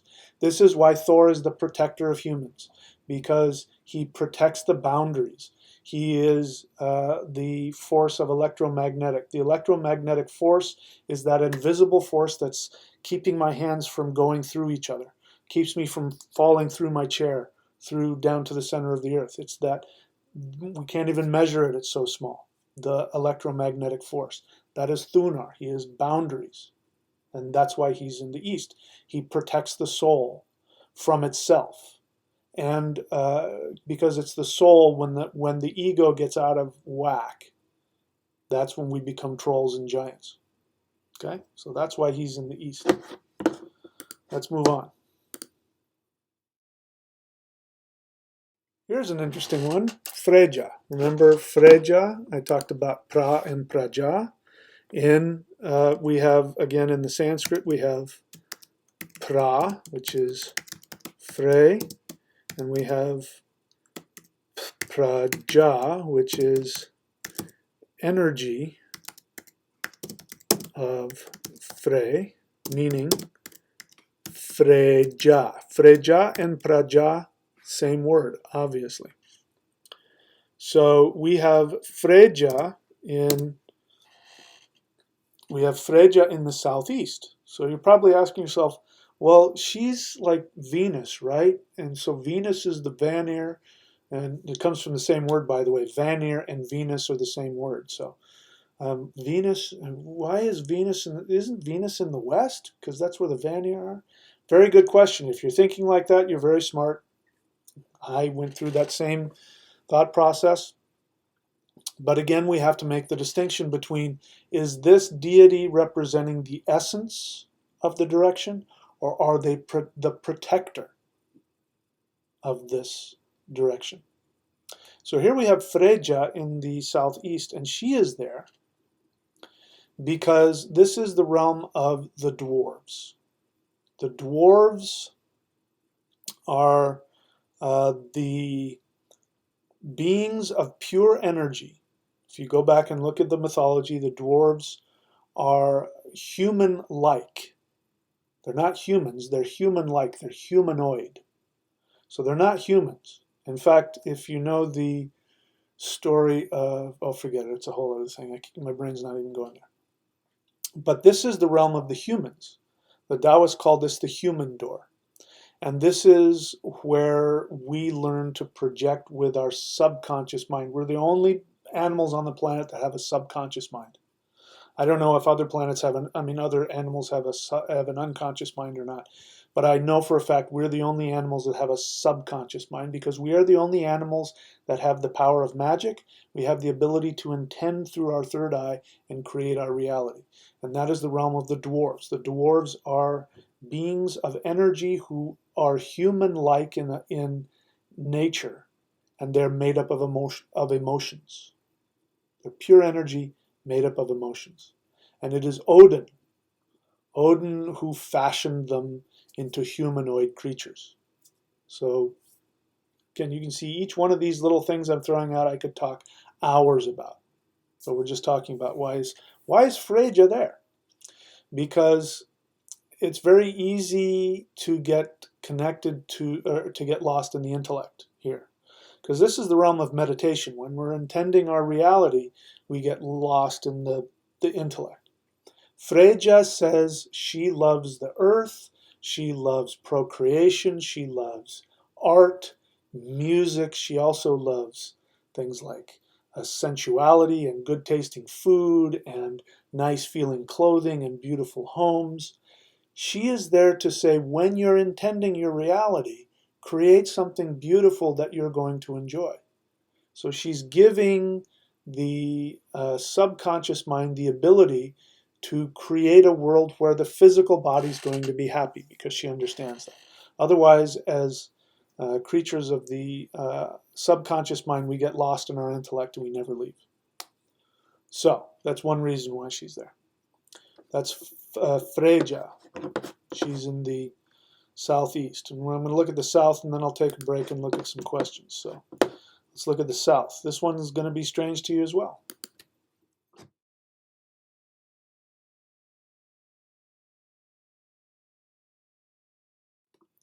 Now, why did I place Balder there? If I was going by my intellect, I would place Balder in the east. By the way, I may have changed things around. I think I've played around with this, like 10 years ago, and I may have come up with something different, but, I'm still evolving. Balder, I put in the south. I put Balder in the south because Balder means bold. Bold represents action, which is what Mars does. So again, Mars is the warrior, but Mars is also action. So whenever you're doing your 9-world rune reading, whatever comes up in the south, that rune is telling you what you need to take action to do or not do. Whether it's Merkstave or not, it'll tell you whether or not to not do the action or to do the action. Balder is about action. And he is about action from the soul, because Balder is the soul. The whole myth of Balder being taken to the underworld is the soul incarnating in human flesh. And the gods weep because you are a god. You don't know this right now, but you are a god. You are a celestial being. Your soul is a celestial being.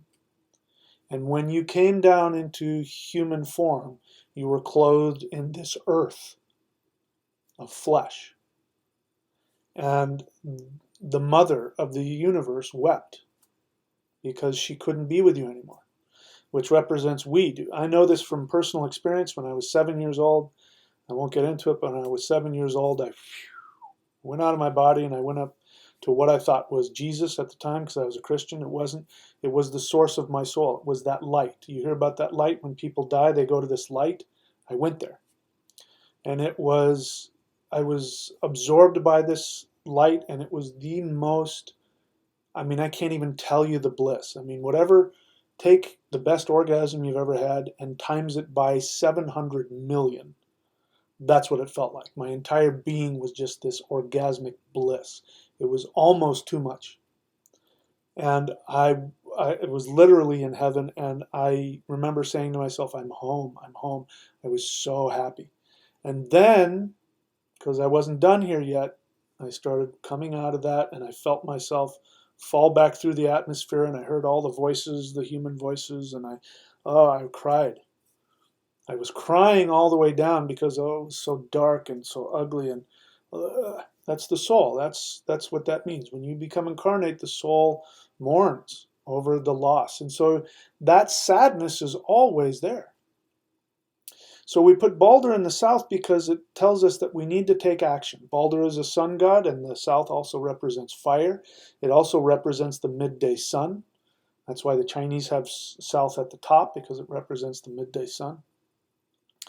And so we need to take action from joy and from the soul. And this counteracts Mars. Mars is action, but when Mars is too far, it's destruction. It's purifying when it's doing its job of taking action, but when it's too much, it's this warrior that skins people alive and uses them for blankets.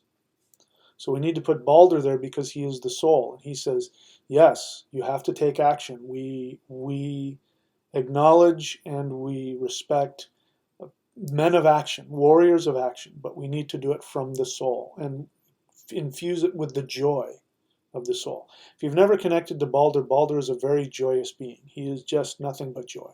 That's why the gods were so sad when he died, because he was literally the joy of the universe. Anyway, all right. So now let's take a short break, and then I'll see if there are any questions. We'll try and get through all this as quickly as possible, or not. Maybe we'll just do it another one tomorrow or the next day or something. So I'll be back in a couple of minutes.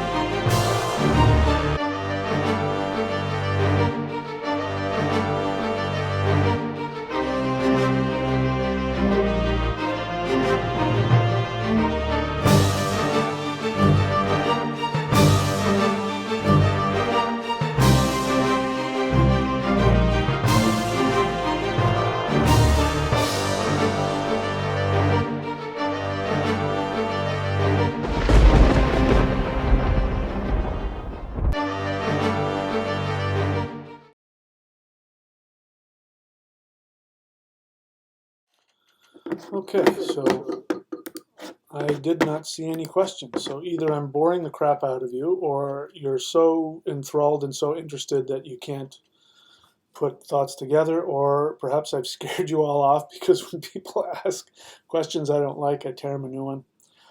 Listen, that's part of my job. I know there's a lot of people that come onto this channel and come onto the Q&As who really don't study what I teach, and I understand that. And I know you got nothing better to do. You know, one guy on here says, I just took shrooms and this is amazing.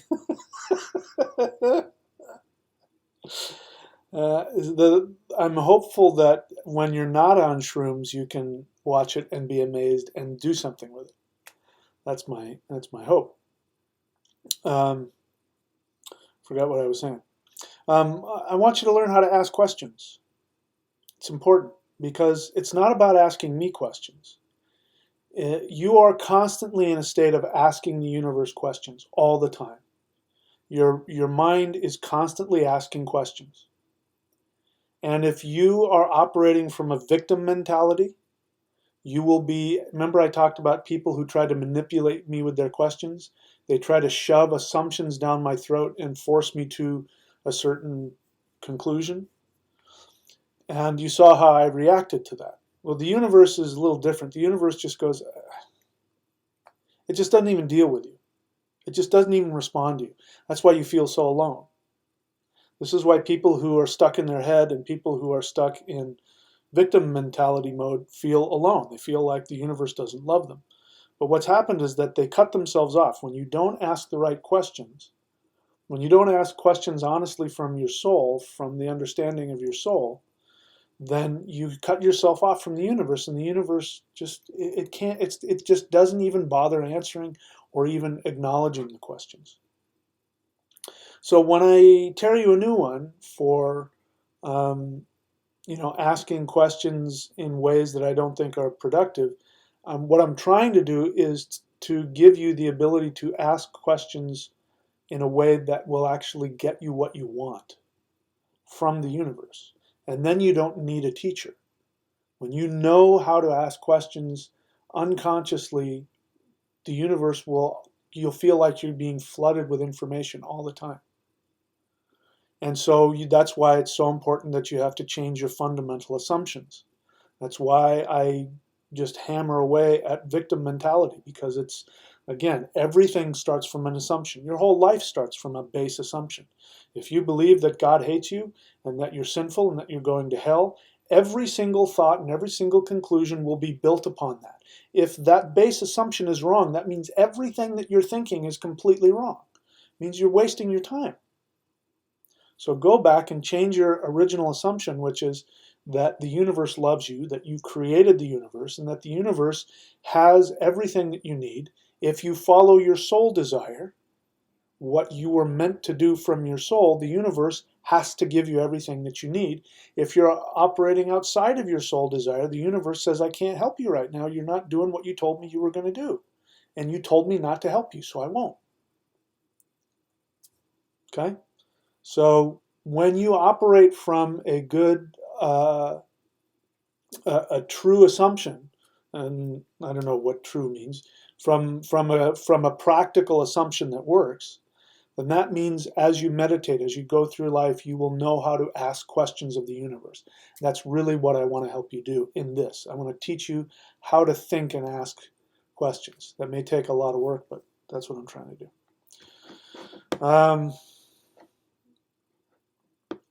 Teresa Jolly, if you want to ask me a question, please put question so that I see it. Otherwise, I may pass it by. So are you saying the universe is not answering because we are not asking? Requires intention? No. I'm saying that you're constantly asking. But again, let me give you an example. Somebody asked me this question and put it to me in this way. Asked me the question and said, I really need some help with this. I want to know, should I learn to take martial arts so that I can defend myself, or should I meditate and be a spiritual person and be open to attack? I'm really stuck. Which should I do? And I said, are those the only two options? I said, you're trying to force me into an option that, again, I haven't made that assumption. You have all kinds of assumptions there.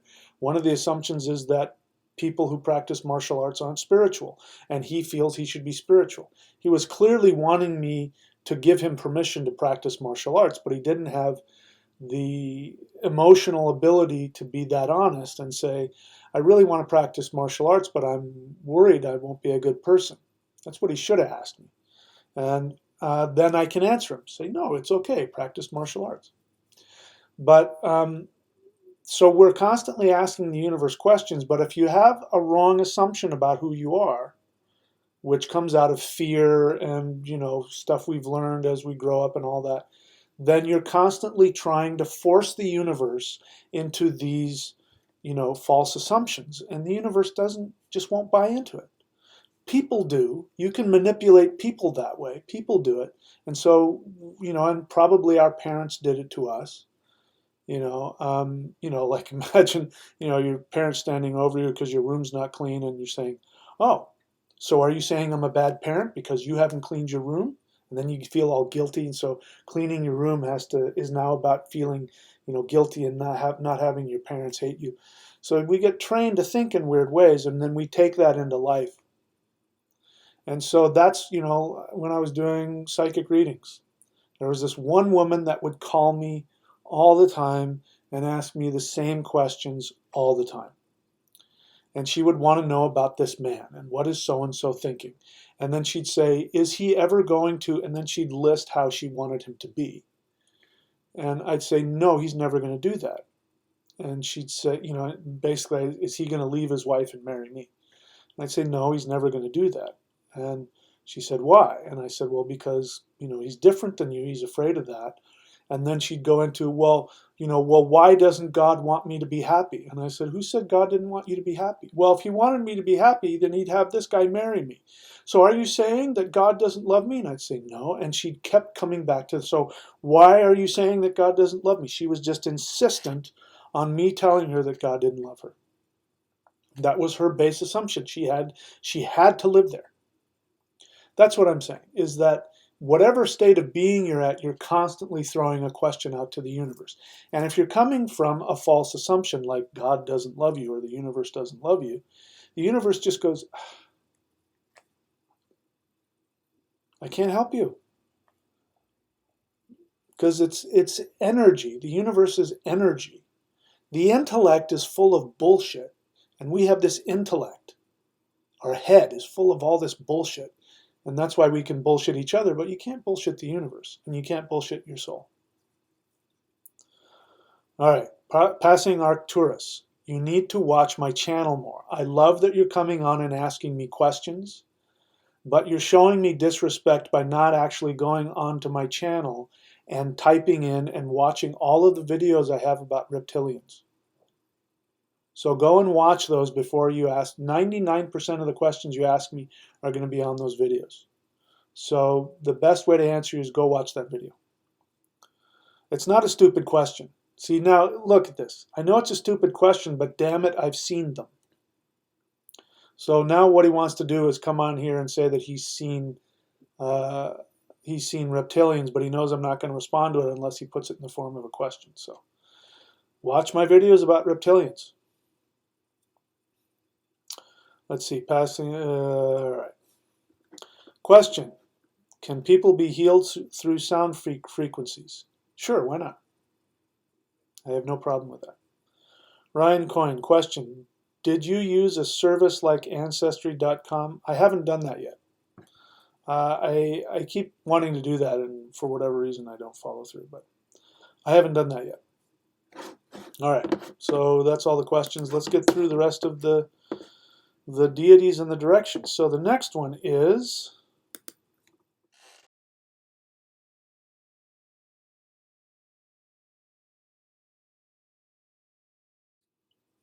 Loki and Hela.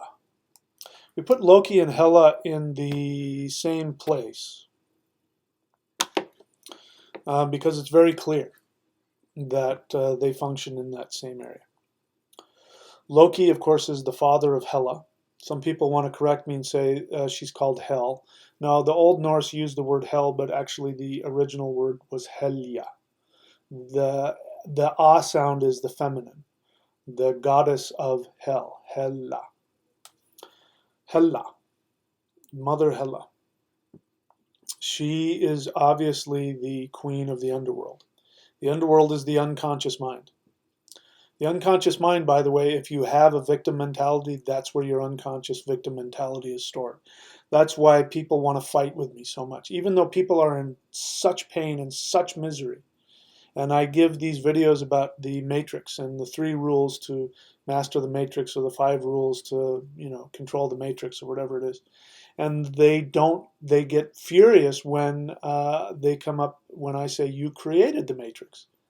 And that the universe will respond positively if you operate from fearlessness, and it will punish you, quote unquote, with negative experience if you operate from fear. They get totally bent out of shape, and they want to argue with me about it, and they want to talk about the demiurge and all kinds of Gnostic stuff, as though just because there are some beliefs out there called Gnosticism that therefore it must be true. By the way, go watch when I talk about the origins of Christianity. I think the latest one I did, I talk about where Gnosticism came from and why it's a fear-based false belief system. But if that's where you come from, if you have been programmed through your childhood or through life experiences to come to the conclusion that you are a helpless victim because things don't go the way you want, which means you're not either taking fearless action towards it, or you don't know what it is you really want. And the universe goes, when you go after things you really don't want, but you think you want, like having a lot of money. This is why people in who follow The Secret are constantly, putting vision boards of mansions and Mercedes in their front yard, but they never have it. They never have it because that's not really what they want. They think if they have money, that then they can go buy what they want. So they start trying to get money first. I know a lot of people listening to me, you know exactly what I'm talking about because you do the same thing. I know I did. That's not what you want. You think money will protect you so that then you can go get the things that you want. But that's not how your soul works. Your soul doesn't give a shit about money. It just knows what it wants. You want to be a surfer? I want to be a surfer. I live by the beach. I've manifested this perfect place that I live. It's right on my surfing beach, and I can go surfing whenever I want. Took a lot of work to get to that, but I had to get honest with myself about what I wanted. And I didn't have the money to afford to live here. But once I made the decision, and if it's in line with your soul desire, the universe goes, oh yeah, let's get that. He needs X amount of money per month to live there. And so the universe, when you say, I want $1 million and I want a big house and I want a Mercedes, the universe goes, I can see that's not what you want. I'm not giving you that. You told me not to give you something you didn't want, so I'm not going to do it. And then people think, oh, the universe doesn't love me. I don't get what I want. And those people have it and I don't. Well, we must live in a universe where there's this demiurge and there must be these archons who prevent us from having what we want. And we live in this horrible world, and the physical world is ugly and the spiritual world, that's where all that shit comes from. It's just a giant temper tantrum in the form of false spirituality. It's just a baby crying. And it's simply because you don't know what you want. So this is the unconscious. All of that is wrapped up in the unconscious. And this is why we do ritual. This is why we do mantra. This is why, if you've never done it, I lost myself there. This is why I tell you to go here. Go to astrology.thunderwizard.com so you can find out a ritual and a mantra that you can use to hack into your unconscious mind and rearrange it so that you can fix all that crap, so that you can get the proper base assumption about who you are and your relationship to the universe. When you know that, then you can align yourself, and then your intellect knows what it's supposed to do. Your subconscious mind knows how to intend your reality. Your soul knows how to communicate to you and tell you what makes you happy. And that's right here, astrology.thunderwizard.com. Okay, so we could talk about the unconscious mind. I do, and if you watch my other videos, you'll hear me do that, but I won't spend the time. I want to try and get through this as quickly as possible because I know I'm taking up a lot of time. So let's move on to the next one.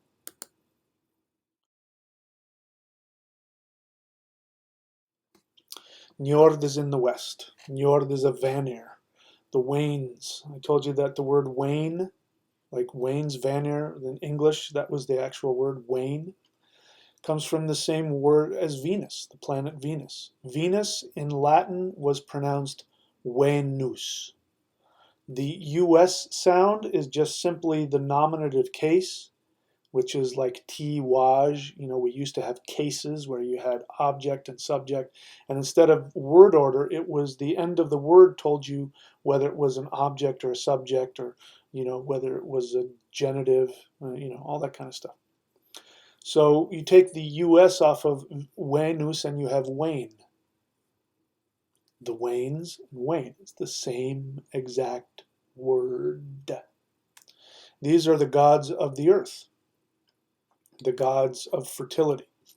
Njord is Saturn, the judge, the planet of limitations. This is why in the mythology Njord is in the courtroom, the judgment house, because he represents that, the ocean.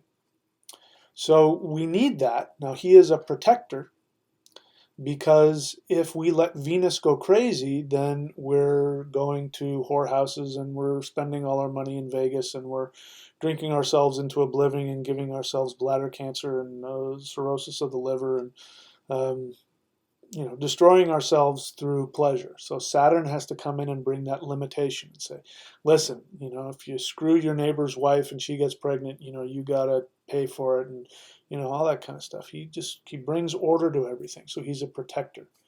Venus is the opposite of that. Venus wants everything and wants it now. She loves all the perfume and the flowers and the food and all that, but Saturn comes in and says, nope, we got to limit all that so you can be healthy, and otherwise, we'd be going crazy. So that's why Njord is there in the west. Let's keep going. So now we're back to Frey. Remember Frey and Freyja? They're opposite each other. So if you look, you'll see that Frey and Freyja are staring at each other.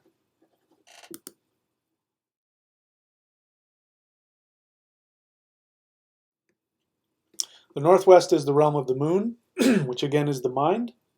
And the realm of the moon is the location of the elves, the ascended masters, these guys.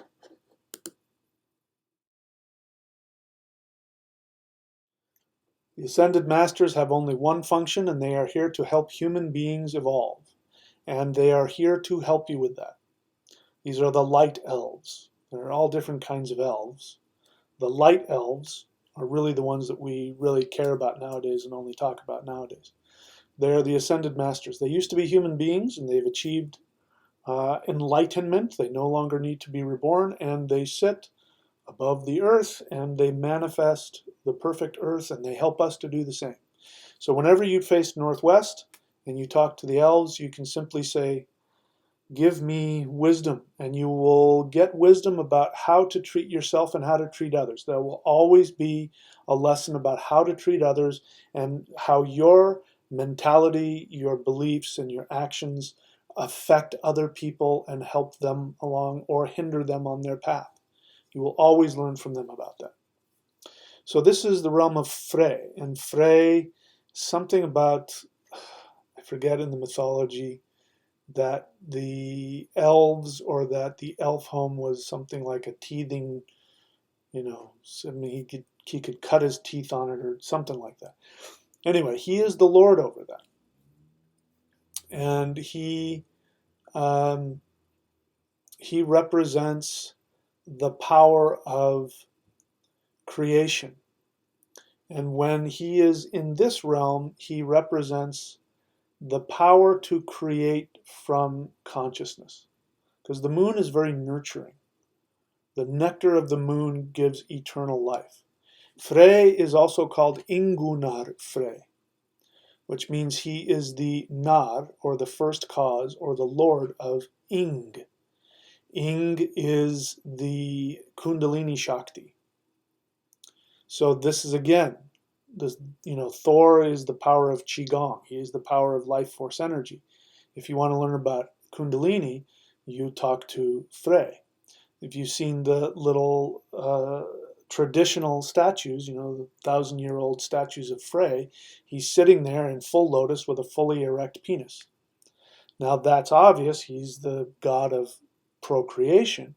But what it means, the subtle meaning behind that is that he's also the king of yogis, because he will teach you how to sublimate your Kundalini Shakti and your sexual energy so that you can achieve enlightenment with that.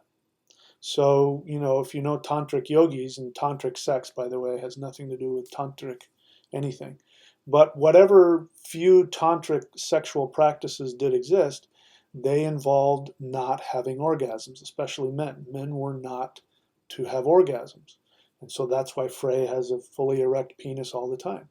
He's talking about how these kinds of tantric practices, he's the one to go to learn from that, which will bring you highest awareness, which will bring you the nectar of immortality, which will open up the Kundalini, which will connect you to how you can become one of these guys.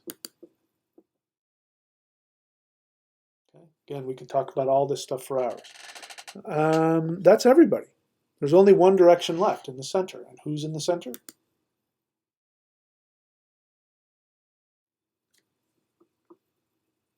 You. Midgard, middle yard. The middle fortress where humans live. And we are the nexus point for all of these energies. And so all of these gods come together. And when you get a transformation reading from me, let's see, where is that? Transformation.thunderwizard.com. I will give you a reading, a North Star astrological reading, which will show you which one of these directions is empowering you at this moment. And every 9th year, you have a center year, which means all of the 8 worlds are coming together with you at once. These are the years when people, a baby is born or you're born. This is actually, you're born every time you're born. It always starts from one of those years. This is a year when you could die, when somebody in your life dies, when you win the lottery, when you lose everything, when you buy a house, when you get married, when you get that promotion, when you win, whatever it is. These are when all of the energies come together. That's why we live in the fortress. The middle yard is a fortress. And the fortress is there to protect us, because if we're onslaughted with all of the 8 other worlds at once, it's overwhelming. So every one of those 9th years is always overwhelming. For me, it was last year, and that's, of course, the year that my fiance passed away. And you guys were there for that. You saw me fall apart and come together. It was a 9th year. It was also a 9th year when I married my ex-wife, the one before her, the actual wife I was with for 10 years. That happened on one of those years. So this is why shamanism, it's important to be able to know what the directions are. If you watch from the beginning, I talk about, there's all different kinds of medicine wheels out there, and depending on which new age blah blah blah thing you learn, you find out that there's different medicine wheels. Well, they say the north is this, and the color for the north is that, and those guys say the north is this, and the animal for that is that, and what does that mean? Well, that's a sign that you're seeing some arbitrary made up thing that people are throwing together. But if it's operating from a tradition that has an unbroken connection into prehistory, you're going to see the same thing in multiple cultures, which is what this is. I'm using the Norse pantheon to describe this, but the essence of all of those energies are the same. In the Taoist, in the Vedic, in the Norse, all the directions and the energies, they're all the same. And so that means we're talking about a science. That's why if you go to thunderwizard.com, right over there, if you go to thunderwizard.com and sign up at the $25 level, I think it is. That's you can get all of the private videos where I teach shamanism step by step from the beginning, and I teach you about the directions. I teach you how to do energy work, how to do ritual. The direction that you face has a meaning. When you combine that with astrology, when you combine that with understanding of mythology, when you combine all that stuff together, now you've got a working science.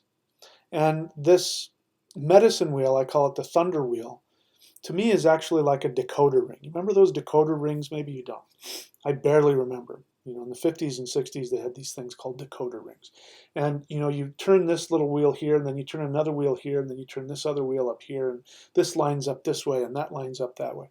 The medicine wheel is really like that. When you get all the directions, and then you put the rune wheel on top of that,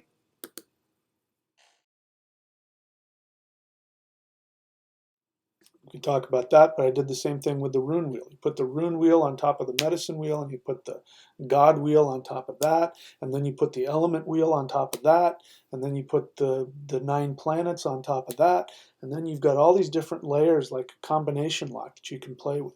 And when you've mastered it, then you know what you're doing. You know how to put what element where, and you've got to change something around. You face this direction to overcome that direction, or you use this direction to feed that direction. Like for one example here, we've got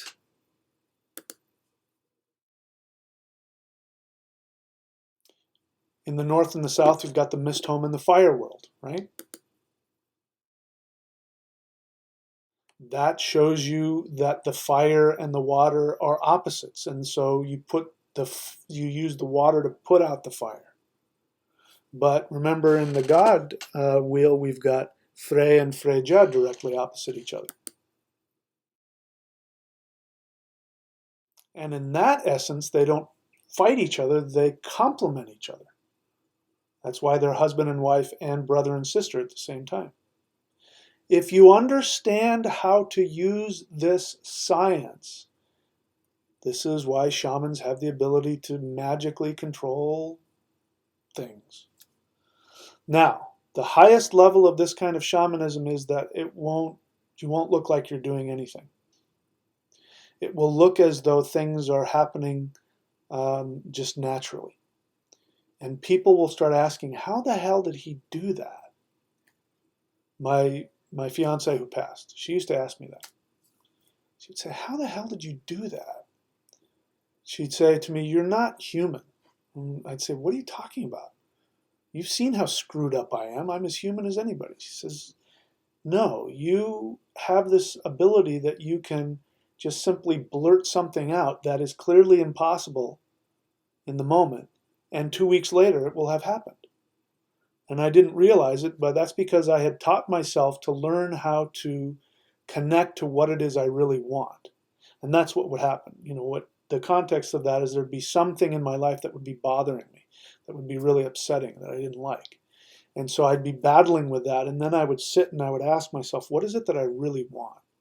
And then I would verbally say, so that I could know it, because I knew if I knew what it is I really wanted, then I'd figure out a way to make it happen.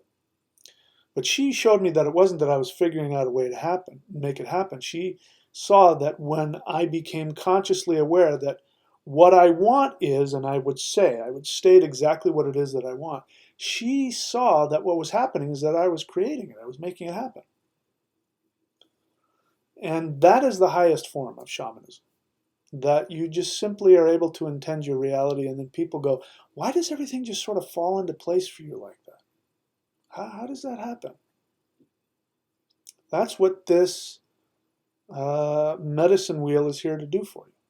That's I believe the highest way to use it. Now you can use it for all kinds of other ways, all kinds of other reasons, but I think that's the highest way to use it. So that's some stuff that I teach. So that's it. I'm going to shut up now. If there are any questions, I'll take them. Otherwise, I'll just say goodbye for the evening. All right. So not a whole lot of questions. Faust for us. Question: where should one start when it comes to reconnecting with their European pagan roots? You should start here.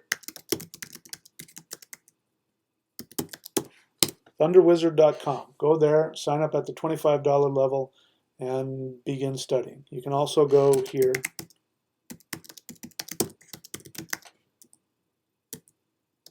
and start with the Thunder Wizard path.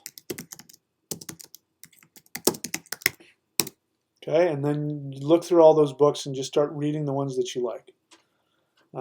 You can also do Thunder Shamanism, the Thunder Wheel. I got all kinds of stuff. And then you can go onto Amazon in the film and video and type my name in and look for all of my DVDs. That's where I would start. Get a basic understanding of how our ancestors viewed. Now, you may not be Germanic, you may be Celtic, it doesn't matter. Once you get the basic understanding, then you can start, researching your own ethnic heritage if you want. But we're talking about Indo-European, which is the same fundamental. There's a lot of little differences here and there, so don't get me wrong. Norse isn't exactly the same as Vedic, but the basic is the same. You can learn Vedic if you want, the Hindu religion. That's Indo-European as well. Understanding how our ancestors viewed the universe. That's fundamental importance.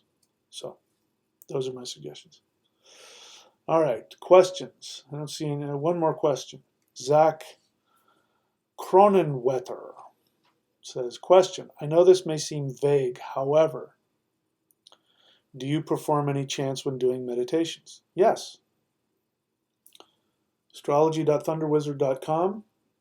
You will get a mantra specifically designed for you based on your chart.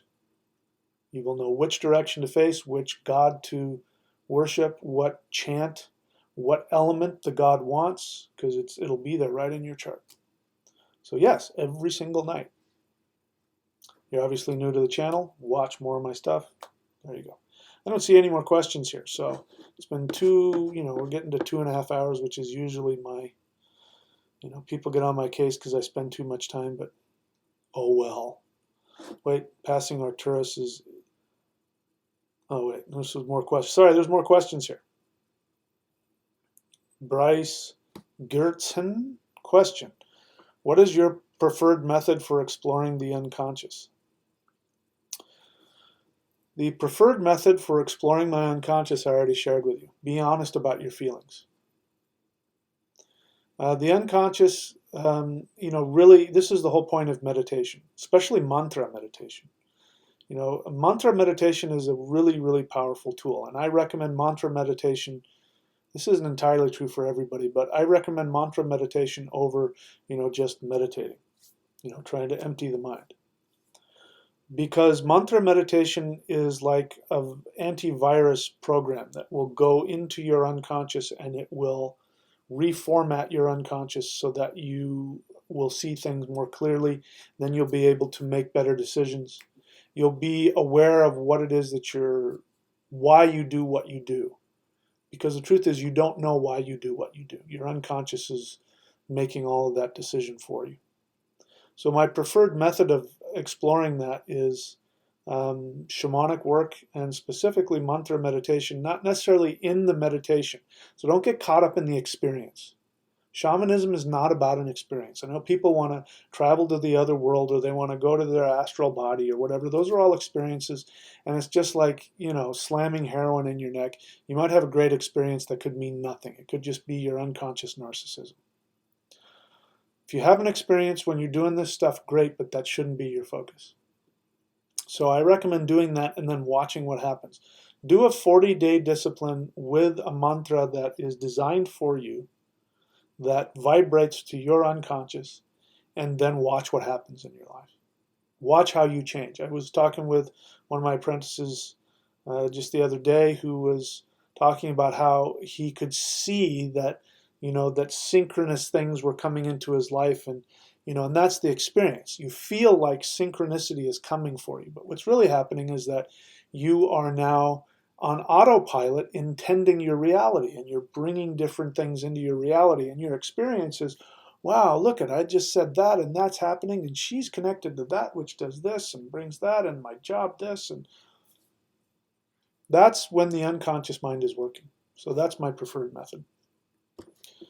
Do you ever use the Jungian framework of archetypes for investigating? I don't have anything against that. I'm sure it's probably helpful. Passing Arcturus, question, what's your opinion on the inner Earth civilization theory? My friend, again, please watch my videos. I've already answered that. I know it's fun to come on here and just entertain yourself with stuff, but you clearly haven't watched my videos. You haven't read any of my books. I don't know what of my stuff you have done. And perhaps not eat shrooms. I don't know if you're kidding about that. Perhaps knock off the intoxicants for a while. Pay more attention to what's right in front of you. Binge watch my stuff, put the effort into it, maybe read some of my books. I've already answered that question. Let's see. All right. That's it. We're all done. No more questions. All right, my friends. That's it. So if you have anything to say, yes, again, astrology.thunderwizard.com. Save $100 now. I currently am all booked up, but my apprentices who are hand-picked and trained by me will give you the same structure of reading, and you can learn all the stuff that I just told you about, and you'll save yourself $100.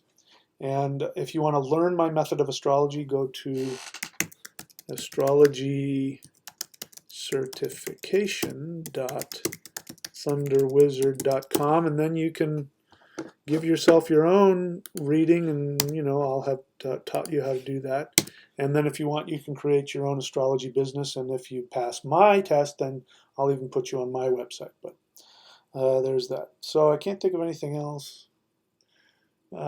Keep your eyes peeled. Go to thunderwizard.com. If you want to support this channel, if you want to see me coming on and doing more videos like I did today, then go to thunderwizard.com and subscribe at whatever level you want or can. The base level of 25 bucks a month not only gives you access to, I don't even know how many free private videos I have up there teaching in-depth stuff, but it also gives me the ability to then do this full time. And then all I have to worry about is what video do I want to do today? And that's what I'd like to do. So, do I have books? Passing Arcturus. Do you see this right here? So if you guys are interested, click on those links. If you had clicked on those links, you would know, Michael William Denny, you would know if I had books or not.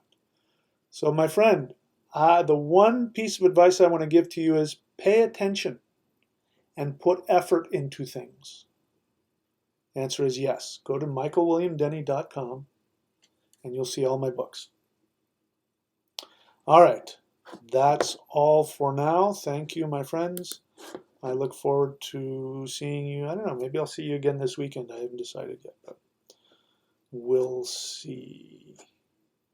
Okay, that's all for now. Talk to you soon.